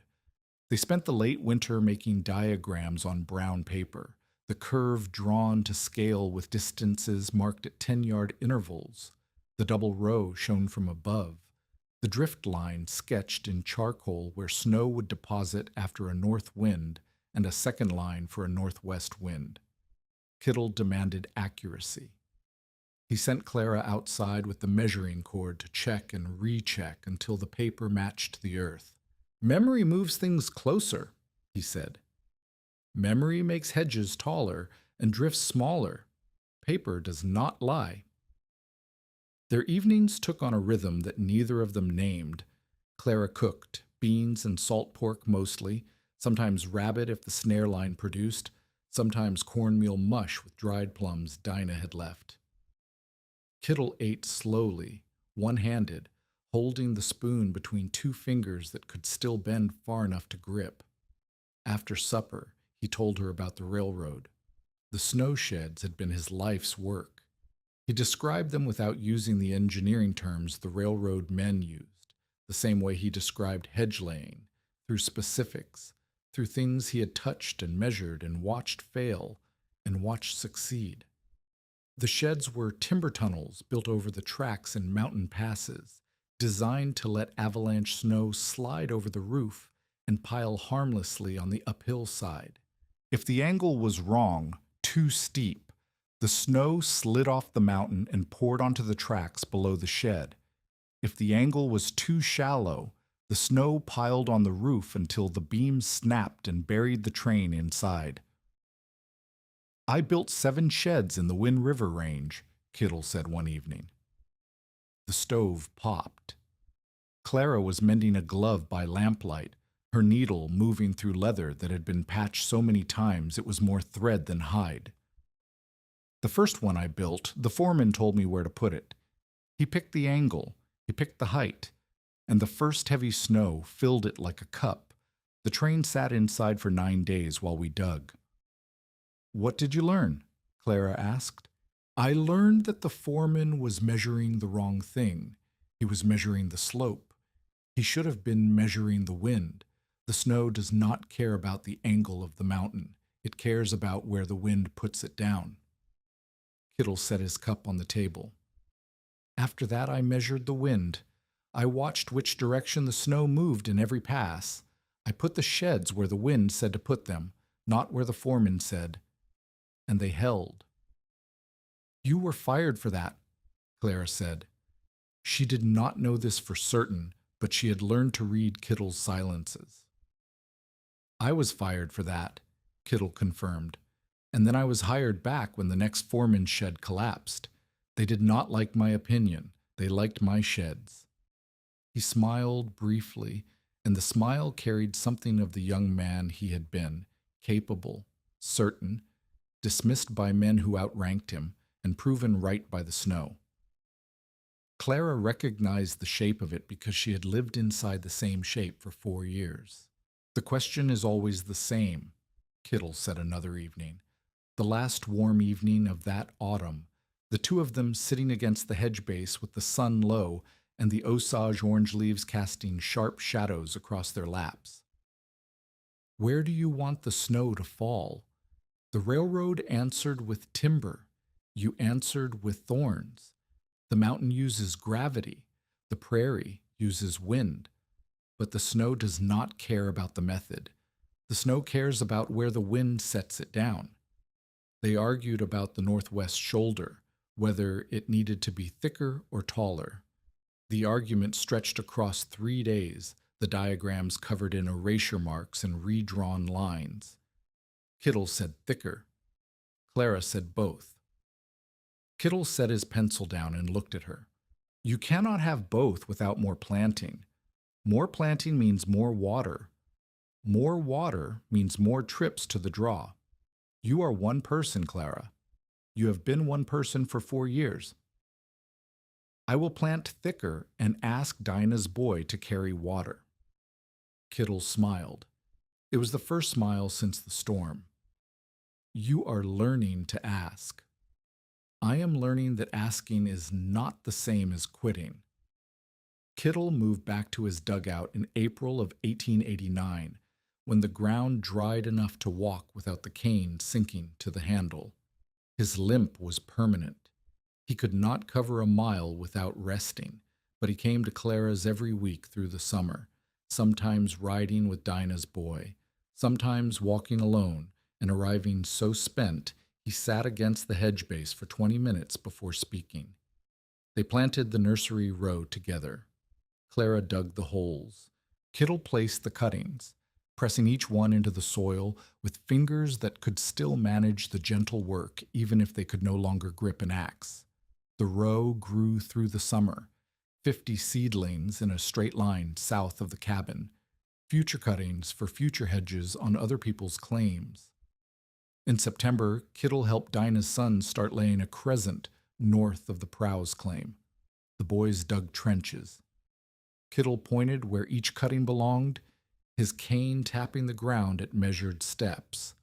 On the third afternoon, he bent to adjust a cutting that had been set too deep, and the motion reopened the wound on his left foot where the frostbite had never fully closed. He did not tell Clara for a week. When Dinah told her quietly at the wagon, the wound had gone from red to gray and the skin around it burned to the touch. Clara brought him back to her cabin. She cleaned the wound with boiled water and carbolic soap. Kittle sat with his foot propped near the stove and said, with the calm of a man reading a measurement he has checked twice, "It will not heal." You do not know that. I know my feet. I have known them for 59 years, and they are finished. The infection spread through October. His temperature rose and fell. He ate less each week. He slept in stretches that lengthened until he was sleeping more than he was awake. Clara changed the dressing and carried water and fed the stove and tended the hedge and did everything she had done for years, but now she did it with a weight on her chest that had nothing to do with the yoke across her shoulders. He woke one evening in early November, clearer than he had been in days. He asked Clara to sit. The stove crackled. Outside, the first snow of the season fell gently, without wind, the kind that covers everything equally, without malice. Do not let them make it a secret, Kittle said. His voice was thin but steady. A secret fence saves one house. A shared fence saves a settlement. I have never kept it secret. I know. But when I am gone, men will come to buy the drawings, or to claim the method, or to say it was my idea. He looked at her with his gray eyes, almost colorless in the lamplight. It was your idea, Clara. You saw the brush in the wash. You remembered your mother. You planted the curve before you knew me. I showed you how to make it dense. That is all I did. That is not all you did. Keep the drawings where anyone can copy them. Hang them in the store. Put them in the land office. The hedge works because it is in the right place. Anyone can find the right place if they know where to look. Kittle Ossen died on November 14th, 1889. Clara was beside him. The stove was lit. Outside, the snow fell straight and quiet. He stopped breathing the way a lamp runs out of oil, slowly, then all at once, and then the room held one less voice than the world could afford to lose. She buried him south of the hedge, in the calm pocket beside Ragna. She carved a marker from Osage Orange heartwood, the same dense yellow wood as his cane, and drove it into the frozen ground with the mallet she had used to set every stake in the wall he had taught her to finish. That evening she hung his cane on the cabin wall beside the marked snow pole. The cane was crooked where his grip had worn it, polished smooth by a hand that could no longer hold an axe, but could still point to where the wind would go. The winter of 1889 passed without a killing storm. Clara walked the hedge after each snowfall, measuring drifts with the marked pole, packing brush into gaps, reading the snow the way Kittle had taught her. The numbers went into her ledger. The ledger grew thicker. The hedge grew denser. The silence in the cabin where a second voice should have been did not grow smaller, but Clara learned to work inside it the way she had learned to work inside the cold, not by defeating it, but by refusing to let it stop her. She hung Kittle's diagrams on the wall beside the door, where visitors could see them. She gave cuttings from the nursery row to anyone who asked. She walked two men through the hedge in December, showing them the drift patterns, pressing their hands against the woven stems so they could feel the density for themselves. She answered questions at the feed store when Fretz asked her to, standing beside the counter in her thorn-scarred leather sleeves, while men who had laughed at her 3 years earlier listened without interrupting. She was becoming what Kittle had been, the person others asked before they built. The difference was that Kittle had been an old man, and old men with knowledge were expected. Clara was a woman alone on a claim that should have killed her, and every lesson she taught carried the weight of that impossibility with it. By February, 5 families along the Republican River breaks had begun planting Osage Orange. Only Dinah's was properly curved and properly distanced. The others were guesses, straight lines, tight curves, hedges too close to the buildings they meant to protect. Clara visited each one and corrected what she could. 2 families listened. 2 did not. One told her that his wife would plant the garden and he would handle the windbreak. Clara walked home from that conversation with her jaw set and Kittle's cane striking the frozen road harder than necessary. The first test without Kittle came in March of 1890. A late storm moved across the plains during calving season. The weather had been mild for weeks, mild enough that ranchers moved cattle to spring pasture, and farmers turned soil. The storm arrived on a Wednesday night with a wind shift and a 30-degree drop in 2 hours. By Thursday morning, the Republican River breaks were buried under fresh snow driven horizontal by a north wind that had not finished with winter. Dinah's oldest boy, now 14, had spent the previous autumn building a crescent hedge north of the family stock shed. He had watched Clara. He had heard Kittle. He had planted and packed and laid stems the way he had been shown. But he had made a mistake that neither Clara nor Kittle had caught before Kittle died. The hedge stood 8 yards from the shed, not 40, not 50, 8. And the brush was packed so tight that no wind could pass through the wall at all. Instead of filtering through slowly and dropping its cargo on the outer face, the wind hit the barrier, rose over it, and dumped everything on the shed side directly onto the roof, directly into the narrow space between hedge and building, directly onto the animals trapped inside. Clara heard the cattle before dawn, high, panicked bawling carrying across the frozen pasture. She was dressed and walking within 10 minutes. The 2.5 miles to the prow's claim took an hour through knee-deep snow, and she arrived with ice crusting her eyelashes and her lungs raw from breathing frozen air. The boy stood at the edge of a drift 6 feet deep that filled the space between his hedge and the shed. Snow still poured over the crescent top with every gust adding to the pile. The shed roof groaned, a deep wooden sound, the sound of beams reaching the limit of what they could hold. The boy had a shovel. He was digging. The wind filled his cuts as fast as he could make them, and his bare hands were cracked and bleeding, and he was crying in the hard, silent way that boys cry when they believe they have killed something through their own stupidity. Clara took the shovel from him. She did not dig with it. "You caught the snow," she said. Her voice carried the steadiness that Kittle's voice had always carried. Not calm, exactly, but measured, the voice of someone who has already looked at the problem and found an answer inside it. "You caught it perfectly, but you did not give it room to fall." She explained while she worked, because the boy needed to hear it now and would never hear Kittle say it. The hedge was too close. The brush was too dense. The wind could not pass through, so it climbed and dumped everything over the top. The snow belonged in the open, 30 yards out, 40 yards out, where it could pile as high as it wanted without touching anything that mattered. She cut 2 gaps into the packed brush at knee height with the shovel blade, swinging hard, the frozen brush splintering and snapping under the steel. Immediately the air shifted.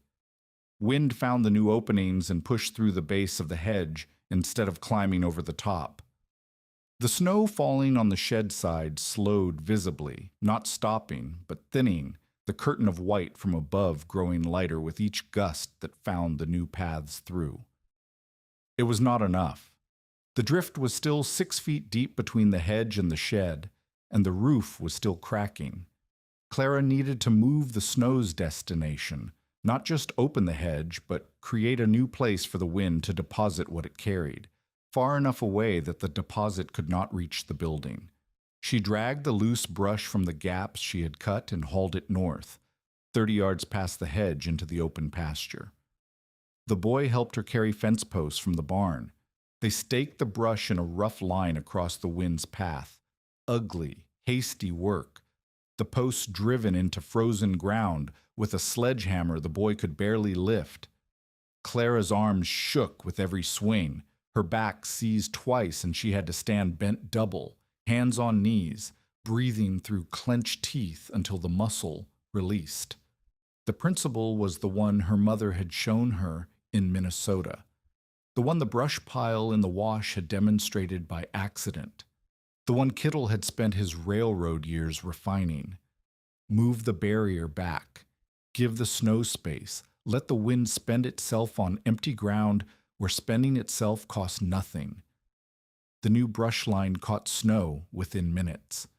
Clara watched the drift forming out in the open 30 yards from the shed, piling against the staked brush the way it should have piled against the hedge if the hedge had been placed where it belonged. The drift at the shed wall slowed, then stopped growing. The roof stopped cracking. Clara and the boy dug the door clear.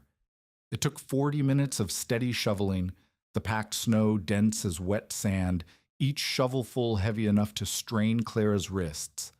They cut a trench wide enough for one animal at a time. 3 calves stumbled out, blinking, steaming, their legs unsteady from hours of standing in the dark.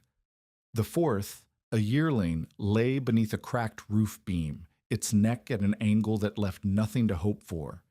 Its eyes were open and still. They dragged it outside. The boy stood over it with his jaw clenched and his fists balled against his legs. "1 dead is not 4 dead," Clara said, "and you will never make this mistake again." He shook his head. He would not. If this story reminds you why preparation matters, share it with someone who understands that survival often begins years before the danger arrives. Tavia Bledsoe heard about the calves. He heard about the hedge being too close, and he decided that Clara's method was dangerous, that if a boy following her teaching could bury a shed, the whole system was unreliable. He said this at the feed store. He said it at the land office. He said it to Morvant, who listened with the patience of a man who has learned to let reality finish arguments that words cannot settle. What Tave did not mention, and what Morvant discovered from Dinah's boy within the week, was that Tave had secretly planted a straight line of Osage Orange 20 yards north of his own barn that autumn. Not a curve, not a horseshoe, a straight, dense wall close to the building, exactly the configuration that had just buried Dinah's shed. He had stolen the idea without understanding the principle, planted it wrong, and was waiting for winter to prove that his version was better than Clara's. Morvan rode to Clara's cabin and told her. She stood at her hedge with her hand on the woven stems and said nothing for a long time. She taught distance, Morvan said quietly from his horse. You taught distance. He ignored distance. Clara looked north. Autumn was creeping across the prairie, stiffening the grass, hardening the ground. Somewhere on the other side of the breaks, Tave Bledsoe's straight hedge was growing taller every week, standing 20 yards from a barn. It was designed to protect and positioned to destroy. Clara could teach the principle. She could draw the diagrams. She could mark the distances with Kittle's cane until her arm went numb. But she could not force a proud man to listen, and she could not make a straight line bend. The wind would have to do the teaching, she could not. By autumn of 1890, Clara Vangen's claim had become the place people visited before they built. It happened without announcement. A farmer from north of the breaks rode down in October to ask about drift patterns and stayed 3 hours. A widow from the German settlement near Pawnee Creek sent her son with a wagon, asking for cuttings and instruction. The county agricultural agent, a young man from Lincoln named Polk, who had never wintered on the open plains, rode out twice to sketch the horseshoe from 3 angles and ask questions about spacing, curve radius, and drift depth that Clara answered while walking him through the hedge with Kittle's cane in her hand. She showed them all the same things: the curve, the distance, the stagger, the brush packing. The diagrams she and Kittle had drawn on brown paper, now tacked to the wall beside the cabin door where anyone could study them. She gave cuttings from the nursery row and refused payment each time. When the agricultural agent offered to write up the method for a county pamphlet, Clara said, "Write it, but write the distance first. If they forget everything else, they must remember the distance." The operation had grown beyond the horseshoe itself. Clara's claim now included smaller crescent hedges protecting the stock shed and the woodpile, each one positioned with the same principle, the same measured gap between barrier and building, the same staggered double row of Osage Orange woven tight at the base. The nursery row south of the cabin produced cuttings every spring, enough for 3 or 4 farms if the season was good. She kept the ledger of storms, drift depths, hedge heights, distances, wind directions, dates, in a notebook that had replaced the strip of brown paper, the entries growing more precise with each winter, each measurement, each conversation with the snow. A typical day in late autumn meant rising before dawn, feeding the stock, walking the hedge to check for storm damage or thin spots, cutting and laying any new growth that had reached the right height, packing brush into gaps, watering the nursery row if the ground was dry, and then, increasingly, answering the questions of whoever had ridden up the road while she worked. She answered from the hedge itself, her hands moving while she talked, demonstrating each principle through the action of maintaining the wall rather than through words alone. Kittle had taught her that. Show the hands.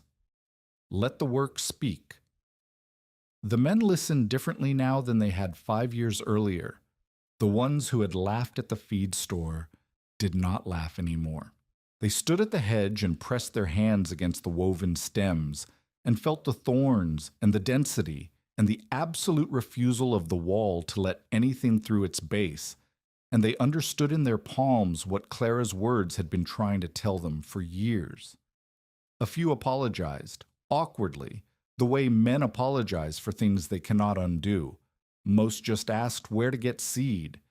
But Tave Bledsoe still had not come, and Tave's straight hedge, 20 yards north of his barn, was about to teach the lesson Clara could not. Winter of 1891 arrived with a storm in the first week of December that dropped 8 inches of snow and drove it sideways for 2 days. It was not a killing storm. It was a test. Tave's straight hedge caught the snow perfectly and deposited it directly against his barn wall. The drift filled the narrow gap between hedge and barn to 4 feet deep on the north side. The barn door, which opened outward, was blocked. Tave dug it clear with 2 hired men, cursing the snow, cursing the hedge, cursing the winter. He did not blame himself. He blamed the method. He told people at the feed store that living hedges were unreliable. He told the land agent that Clara Vangen's system was dangerous. He said these things loudly, standing in the center of the store, with his hat pushed back and his voice carrying to every corner, and Morvant sat on a barrel near the door and listened without speaking until Tave had finished. "She taught distance," Morvant said, quiet enough that men leaned in to hear. "You ignored distance. The snow explained the difference. If you would like, I can show you the numbers." Tave left the store. He did not speak to Morvant for 3 weeks. The real storm came in January. It was not the children's blizzard. It was not the white violence of 1888. But it was enough. It was a 3-day blow from the northwest that piled snow across the breaks and buried anything that stood in its path without cover. Clara's horseshoe caught the drift 50 yards from the cabin and held it there, the cliff growing to 8 feet along the outer face while the pocket stayed clear. Dinah's new crescent, still young, only 3 years planted but properly curved and properly distanced, caught a smaller drift and kept her shed door accessible. 3 other farms with Clara's hedges reported the same. The snow fell where the hedge told it to fall. Tave Bledsoe's barn was buried. The straight hedge 20 yards away had collected a drift that climbed its face, spilled over the top, and poured into the space between hedge and barn like water filling a trench. The barn door was under 5 feet of packed snow. The stable windows were blocked. The hay inside was unreachable, and Ruth Bledsoe, Tave's wife, was ill. She had been coughing since November. The cough had deepened through December into something that rattled in her chest like stones in a jar. She needed warmth. She needed dry air. She needed the stove kept burning through the night, and the stove needed wood, and the wood was in the barn, and the barn was buried under the snow that Tave's own hedge had directed against it. Tave did not come to Clara's door to apologize. He came because he had no other option. He arrived on the second morning of the storm, riding hard, snow packed into the creases of his coat, and his hat pulled low against the wind. He dismounted and stood in Clara's pocket, in the calm space inside the horseshoe where the air moved cold but the snow did not blind and the ground was passable. And he looked at the cabin and the woodshed and the clear path between them, and then he looked at Clara. "Tell me where to cut," Tave said. 4 words. No apology, no acknowledgement. No explanation of why his barn was buried, or why his wife was sick, or why the hired man had died 3 years earlier in a storm that the hedge could have stopped. Just the 4 words that meant he had run out of every other option, and the woman he had mocked was the only person alive who could help. Clara did not make him wait. She did not make him explain. She did not ask him to say what they both knew, that 3 years ago a man had died 40 yards from a stable door because Tave Bledsoe had not built a windbreak, and now Tave Bledsoe had built one, and it was killing his wife by a different mechanism but the same negligence. She pulled on her heavy coat and her leather patch sleeves and laced her boots and mounted beside him, and they rode east through the storm, because Ruth Bledsoe's life was worth more than the satisfaction of watching Tave Bledsoe say the words he could not bring himself to say. The ride took 20 minutes. The wind pushed against them from the northwest, and Tave's horse knew the way better than Tave did. The animal followed the fence line by feel, its head down, its hooves punching through the crust at every step. Clara held the saddle behind Tave and watched the landscape pass in a blur of white and brown. She could feel the wind increasing as they left the shelter of her horseshoe and moved into open ground. The difference was physical, immediate. Inside the pocket, the wind was cold. Outside the pocket, the wind was a weapon. Tave's place appeared through the blowing snow like a drawing being erased in reverse. The house first, then the barn behind it, then the straight hedge standing 20 yards north of the barn, like a wall that had been built in the wrong place by a man who understood walls but not wind. The barn was exactly as Clara had expected. The straight hedge had caught the drift and funneled it into a solid mass that stood 5 feet deep against the barn's north side and wrapped around the east corner, burying the main door and blocking both windows. The wood that Ruth needed was inside. The stove that Ruth needed the wood for was growing cold in the house, and the space between hedge and barn, 20 yards, when it should have been 40 or 50, was packed solid with snow that the hedge had collected and delivered directly where it could do the most damage. Clara dismounted and walked the hedge line. The wind tore at her coat. She pressed her hand against the straight wall of brush and living stems, dense, solid, impenetrable. No gaps, no stagger, no breathing room for the wind to pass through slowly. The barrier was doing what every solid barrier does, forcing the wind up and over and dumping everything on the lee side, which happened to be the side where the barn stood. She told Tave what to do. Her voice carried the steadiness that Kittle's voice had carried, not calm, but measured, the voice of someone who has already solved the problem in her head and is now translating the solution into actions that other hands can perform. "Cut here," she said, pointing to a spot at knee height on the hedge. "And here." She moved 10 feet down the line. "Open the base. Let the wind through at the bottom. That will stop the snow from climbing over the top." Tave's hired man, the replacement for the one who had died in '88, a fact that hung in the air between them like smoke, grabbed an axe and cut where Clara pointed. The packed brush splintered. Wind found the new openings and pushed through, whistling, carrying fine snow that sprayed out the far side in plumes. Immediately, the curtain of snow falling over the top of the hedge thinned. The drift against the barn stopped growing. "Now dig the door," Clara said. "From the south side. The drift is shallowest there." They dug for an hour. Clara directed the trench, keeping it narrow enough that the walls held, wide enough for a man to pass through carrying firewood. Her arms ached, her back seized once, and she leaned against the barn wall, breathing through clenched teeth until the muscle released. Tave dug beside her without speaking, his shovel biting into packed snow with a rhythm that was steady and fierce, and carried the weight of everything he would not say aloud. When the door came clear, Tave sent the hired man inside for wood. Clara turned to the house. The chimney was pulling badly. A secondary drift had climbed the west wall and was pressing against the flue, narrowing the draft. She showed Tave how to clear it by shoveling snow away from the base of the wall and packing the removed snow farther south where the wind could not push it back. The stove caught properly an hour later. Ruth Bledsoe lay in the bed beside it, her cough rattling in the warm air. She was pale but alive. She looked at Clara, standing in the doorway with snow in her hair and her scarred hands hanging at her sides, and said nothing, because nothing needed to be said between two women who understood what had almost happened. Clara told Tave the rest before she left.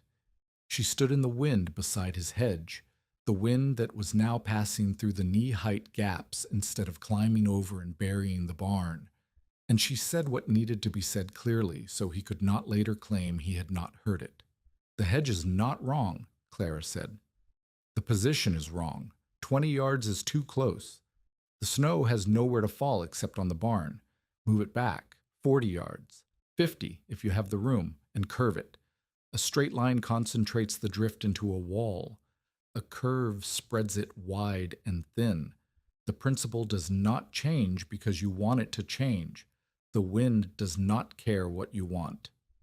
Tave looked at the drift. He looked at the trench. He looked at the house where his wife was coughing beside a stove that was finally warm. He nodded once and did not speak. Ruth survived. The stove burned through the night once the barn door was clear and the wood was accessible. The cough took 2 more months to break, but Ruth Bledsoe lived. Dave did not become kind. He did not become humble. He did not ride to Clara's cabin to thank her or to admit, in front of witnesses, that she had been right for 7 years. That was not who Tave Bledsoe was. What he did was this. In March, when the snow melted and the ground softened, he rode to Clara's claim with a bundle of Osage Orange cuttings tied in burlap on the back of his saddle. He set the bundle on the ground beside the nursery row and said, "For whoever asks next." Then he rode away. It was not eloquence. It was not sentiment. It was a cattleman's version of a white flag, not surrender, but acknowledgement that the war was over and the other side had been holding the only map that worked. Clara untied the bundle and counted the cuttings. 24. Good stock, thick at the base, with strong root systems. She planted them in the nursery row that afternoon. Asa Rourke returned to the Republican River Breaks in the spring of 1891. Clara remembered him. He was the deputy who had delivered the abandonment notice 7 years earlier, the young man with frost on his mustache, who had folded the paper twice before handing it over, as if making the document smaller might make the disaster smaller. He had left the county the following year to work as a clerk in the Territorial Land Office. Now he was back, assigned as an assistant to the county clerk, helping map claims and resolve boundary disputes that the storms and abandonments had tangled into legal confusion. He came to Clara's claim because her boundary markers needed verification. He stayed because he saw the hedge. Asa walked the horseshoe the way Morvant had walked it, slowly, measuring, studying. But where Morvant had measured for evidence, Asa measured because he understood that what Clara had built was not just a windbreak. It was a system. The diagrams on the cabin wall, the ledger of storms, the nursery row, the careful record of drift depths and hedge heights. These were not the habits of a woman surviving. They were the habits of a person building knowledge that could be transferred to others. "You keep records," Asa said, standing beside the cabin table where Clara had spread the brown paper diagrams. "Kittle taught me that numbers remember what neighbors deny." "Who is Kittle?" Clara told him. Not the whole story, not yet, but enough for Asa to understand that the hedge was not a single woman's invention, but a collaboration between a Norwegian farmer's daughter and a Norwegian railroad carpenter, built on a principle that a mother had demonstrated with willow hurdles in Minnesota, and that the snow had confirmed every winter since. Asa asked if he could copy the diagrams. Clara said he could copy them and distribute them through the land office, and she would give him cuttings for anyone who asked. Asa looked at her with an expression she did not immediately recognize, because it had been a long time since anyone had looked at her that way. It was not pity. It was not admiration. It was respect, the kind a craftsman gives to another craftsman whose work is better than his own. Their courtship, such as it was, happened through shared labor over the course of a year. Asa came to the claim every week through the spring and summer, ostensibly to continue the boundary survey that the county had assigned him. In truth, the survey had been finished in June. He kept coming because the work kept expanding. He copied the brown paper diagrams onto heavier stock that could survive being handled by dozens of visitors. He retraced Kittle's charcoal lines in ink, adding measurements Clara called out from the hedge, distances she had verified so many times that she could recite them from any point along the curve. He numbered the diagrams and wrote explanations beneath each one, in the careful hand of a man who had spent years making land office filings legible. Where Kittle's drawings showed what the hedge looked like, Asa's copies showed how to build it, step by step, row by row, season by season. He carried cuttings to neighboring farms in the county wagon, saving Clara the walk. He helped 3 widows file claims correctly after storm damage had confused their boundary markers. He sat at Clara's table on summer evenings, copying the storm ledger into a second notebook in case the original was lost, and he asked questions about every entry, what the wind direction had been, how the drift had formed, where the thin spots in the hedge had shown themselves, with the genuine interest of a man who was learning not to impress but to understand. Clara watched him work and recognized something she had seen before, in Kittle. Not the skill. Asa had no knowledge of hedges or snow or wind. What she recognized was the capacity to treat another person's expertise as real. Asa did not explain the hedge to Clara. He did not suggest improvements. He did not tell her what the method needed. He listened, copied, carried, delivered, and asked questions that made the answers clearer each time she gave them. It was the rarest quality Clara had encountered in a man, and she did not realize how rare it was until she found herself looking forward to the sound of his wagon on the road. He proposed in August of 1892. They were carrying cuttings to a widow's claim 4 miles west, the wagon loaded with burlap bundles and stakes and Kittle's marked pole. Asa said without preamble and without stopping the horse, "I would like to marry you if you would have me. I would live on your claim and call it yours." Clara looked at him for a long time. She was 36. Her hands were scarred from 7 years of thorns. Her shoulders carried the permanent shape of the water yoke. She had not expected this, or had not allowed herself to expect it, and the surprise of it sat in her chest like a held breath that she had been holding for longer than she knew. "The claim is mine," she said. "I know it is. The hedge is mine. The nursery row is mine. The method is mine and Kittle's. I know all of that. If we marry and you introduce the farm, you will call it Mrs. Vangen's place." Asa kept his eyes on the road. His hands were easy on the reins. He was not a large man and not a commanding one, but there was a steadiness to him that Clara had learned to trust, the steadiness of a man who measures before he speaks and does not retract what he has measured. "I have been calling it that since April," he said. They married in October at the Arapahoe courthouse, witnessed by Dinah Prowse, Abel Morvant, Sarah Fretz, and Dinah's 3 boys who stood in a row near the door in clothes that were clean but not new. Asa moved to the claim. He did not change the name. He did not rearrange the cabin. He hung his coat beside Clara's on the peg by the door, and he learned over the following years to walk the hedge the way Clara walked it, with one hand trailing the stems, reading the wall by touch and sound, and the way the thorns pressed against his palm. The years compress the way years do when the crisis has passed, and the work becomes rhythm instead of emergency. But the rhythm was not empty. It was full of the steady accumulation of seasons and labor, and small victories that did not make for dramatic stories, but made for a life. Clara and Asa's son was born in 1893 in the cabin during a March snowstorm, mild enough that Dinah walked over to help. Their daughter arrived in 1895, in the same bed, in the same cabin, in the calm pocket where the wind could not reach. In 1898, after a fever year that took 3 families along the breaks in 6 weeks, they fostered an orphan niece of Dinah Prowse's, a girl of 7 named Marte, who had lost both parents in the space of 12 days and arrived at Clara's door with a flour sack of clothing and eyes that had already seen too much. Marte grew up walking the hedge with Clara.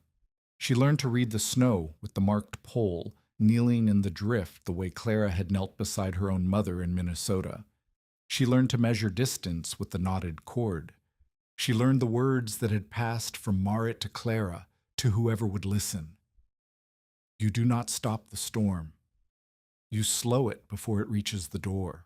By the time Marte was 12, she could walk the hedge alone after a storm and tell Clara where the thin spots were forming before Clara had laced her boots. The operation grew until it was no longer remarkable. By the mid-1890s, Clara's claim held the mature Osage Orange horseshoe north of the cabin, the original wall, now 10 years established, the trunks thick as fence posts and the woven canopy so dense that the interior was dark even at midday. Smaller crescents protected the stock shed and woodpile, each positioned with the same measured gap. The nursery row produced cuttings every spring, enough for 4 or 5 farms in a good year. The storm ledger filled 2 notebooks, then 3, each entry carrying the date, the wind direction, the drift depths at the outer face and in the pocket, and the condition of every section of the hedge. Asa built a proper work table for the diagrams and helped Clara redraw them on paper heavy enough to survive the handling of dozens of visitors each year. He filed a copy with the county land office. The agricultural agent from Lincoln incorporated the drawings into a regional advisory bulletin without crediting Clara by name, and Clara did not object because she had never wanted credit. She wanted the hedges to stand. That was enough. Neighbors no longer asked whether the hedges worked. They asked where to put them. The method, curve, distance, stagger, brush became local practice, spreading not through pamphlets or speeches, but through the way practical knowledge has always moved across working land. One farmer showing the next, one set of cuttings carried to the next claim, one drift line measured and believed. Clara held a demonstration after a snowfall in December of 1894. She invited every farmer within 10 miles. 8 came, including 2 who had previously dismissed the hedge as womanly foolishness. She walked them to the north curve and asked each man to estimate where the snow had fallen heaviest. Every one of them pointed at the hedge, or just beyond it. Clara walked them to the actual drift line, 45 feet past the hedge face, and pushed the marked pole into the snow, 14 inches. Then she walked them back to the cabin yard and pushed the pole in again, 3 inches. "That is the distance," Clara said. "That is what it buys you. 11 inches of snow between your door and your woodpile, or 3. The hedge does not make the snow disappear. It makes the snow fall somewhere else, and somewhere else is the only place it cannot hurt you."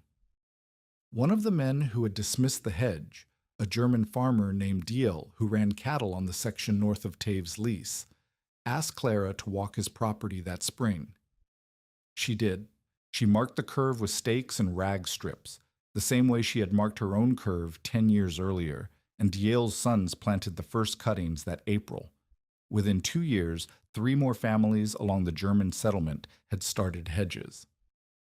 Clara walked each new planting at least once, checking the distance from hedge to building, checking the spacing between rows, checking whether the stems had been laid properly or left to grow straight.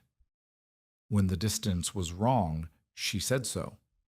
When the lay was wrong, she demonstrated the correction with Kittle's cane in one hand and a knife in the other, cutting the stem part way through and bending it the way Kittle had shown her on that first afternoon when he walked up the hill and told her she was making trees when she needed teeth. In her later years, she walked the hedge after every storm. The mature horseshoe stood dense and immovable, the Osage Orange trunks now thick as a man's thigh at the base, the woven canopy so tangled and thorned that not even a rabbit could push through. The drift still formed along the outer face every winter, a white cliff that proved the principle with every storm year after year, the same mathematics her mother had demonstrated with willow hurdles and a stick in Minnesota snow. Her hands remained scarred. The thorn marks never faded. She wore the leather-patched sleeves until they fell apart, and then she sewed new ones from a harness strap that Asa bought her, and she wore those until they fell apart too. Her shoulders carried the shape of the yoke long after she stopped carrying the yoke itself. Her knees ached in the cold. Her back stiffened when she knelt too long beside the hedge base. She did not complain about any of it. The scars were the record. The aches were the proof. She had built a wall from living wood on a claim that everyone had told her to abandon, and the wall had done what she had asked it to do, and the cost of building it was written into her body the way the drift line was written into the snow. Clara Vangen died in 1916 after a spring thaw, old enough to have seen barbed wire spread across every fence line in the county, and still insist to anyone who asked that wire could stop cattle, but not wind. Asa buried her south of the hedge, in the calm pocket beside Ragna and beside Kittle, in the ground she had refused to leave when every voice in the county told her to walk away. Within 10 years of the 1888 blizzard, a dozen farms along the Republican River breaks used some version of Clara's crescent hedges. Not all were correct. Some stood too close. Some were too thin. Some had been planted straight instead of curved because the farmer who copied them had listened to the shape but not the principle. But the best ones shared the design that Clara and Kittle had drawn on brown paper and nailed to a cabin wall, the horseshoe facing north, the double row staggered, the distance measured and held, the snow given a place to spend itself before reaching the door. Clara lived the rest of her life on the claims she had nearly lost. Her later years were marked not by recognition, but by maintenance, pruning the hedge each spring, measuring drifts each winter, replanting gaps where age or storms had thinned the wall, and teaching her children and Dinah's boys and anyone else who asked that the most dangerous distance on the open prairie was the distance between a building and the barrier that was supposed to protect it. She kept Kittle's cane on the wall until the day she died. The wood never lost its polish. "She's fencing the wind now," Tave Bledsoe had said, standing outside the feed store in the summer of 1885, while Clara knelt in the dirt and pushed Osage Orange cuttings into the ground. "Next, she'll milk the moon." The men beside him had laughed. On the morning of January 13th, 1888, those same men stood on the road north of the breaks and looked at what the wind had done. The pasture beyond Clara's hedge had become a white cliff piled higher than a man could reach. The prairie for miles was scoured bare, but inside the horseshoe, the woodshed doors stood open. The chimney breathed a thin line of smoke into the pale sky. And through the south-facing window, a 9-year-old girl slept beside the stove, her hand curled around a spool of thread, warm and alive in a cabin the wind could not reach. Clara Vangen had not fenced the wind. She had taught it where to fall.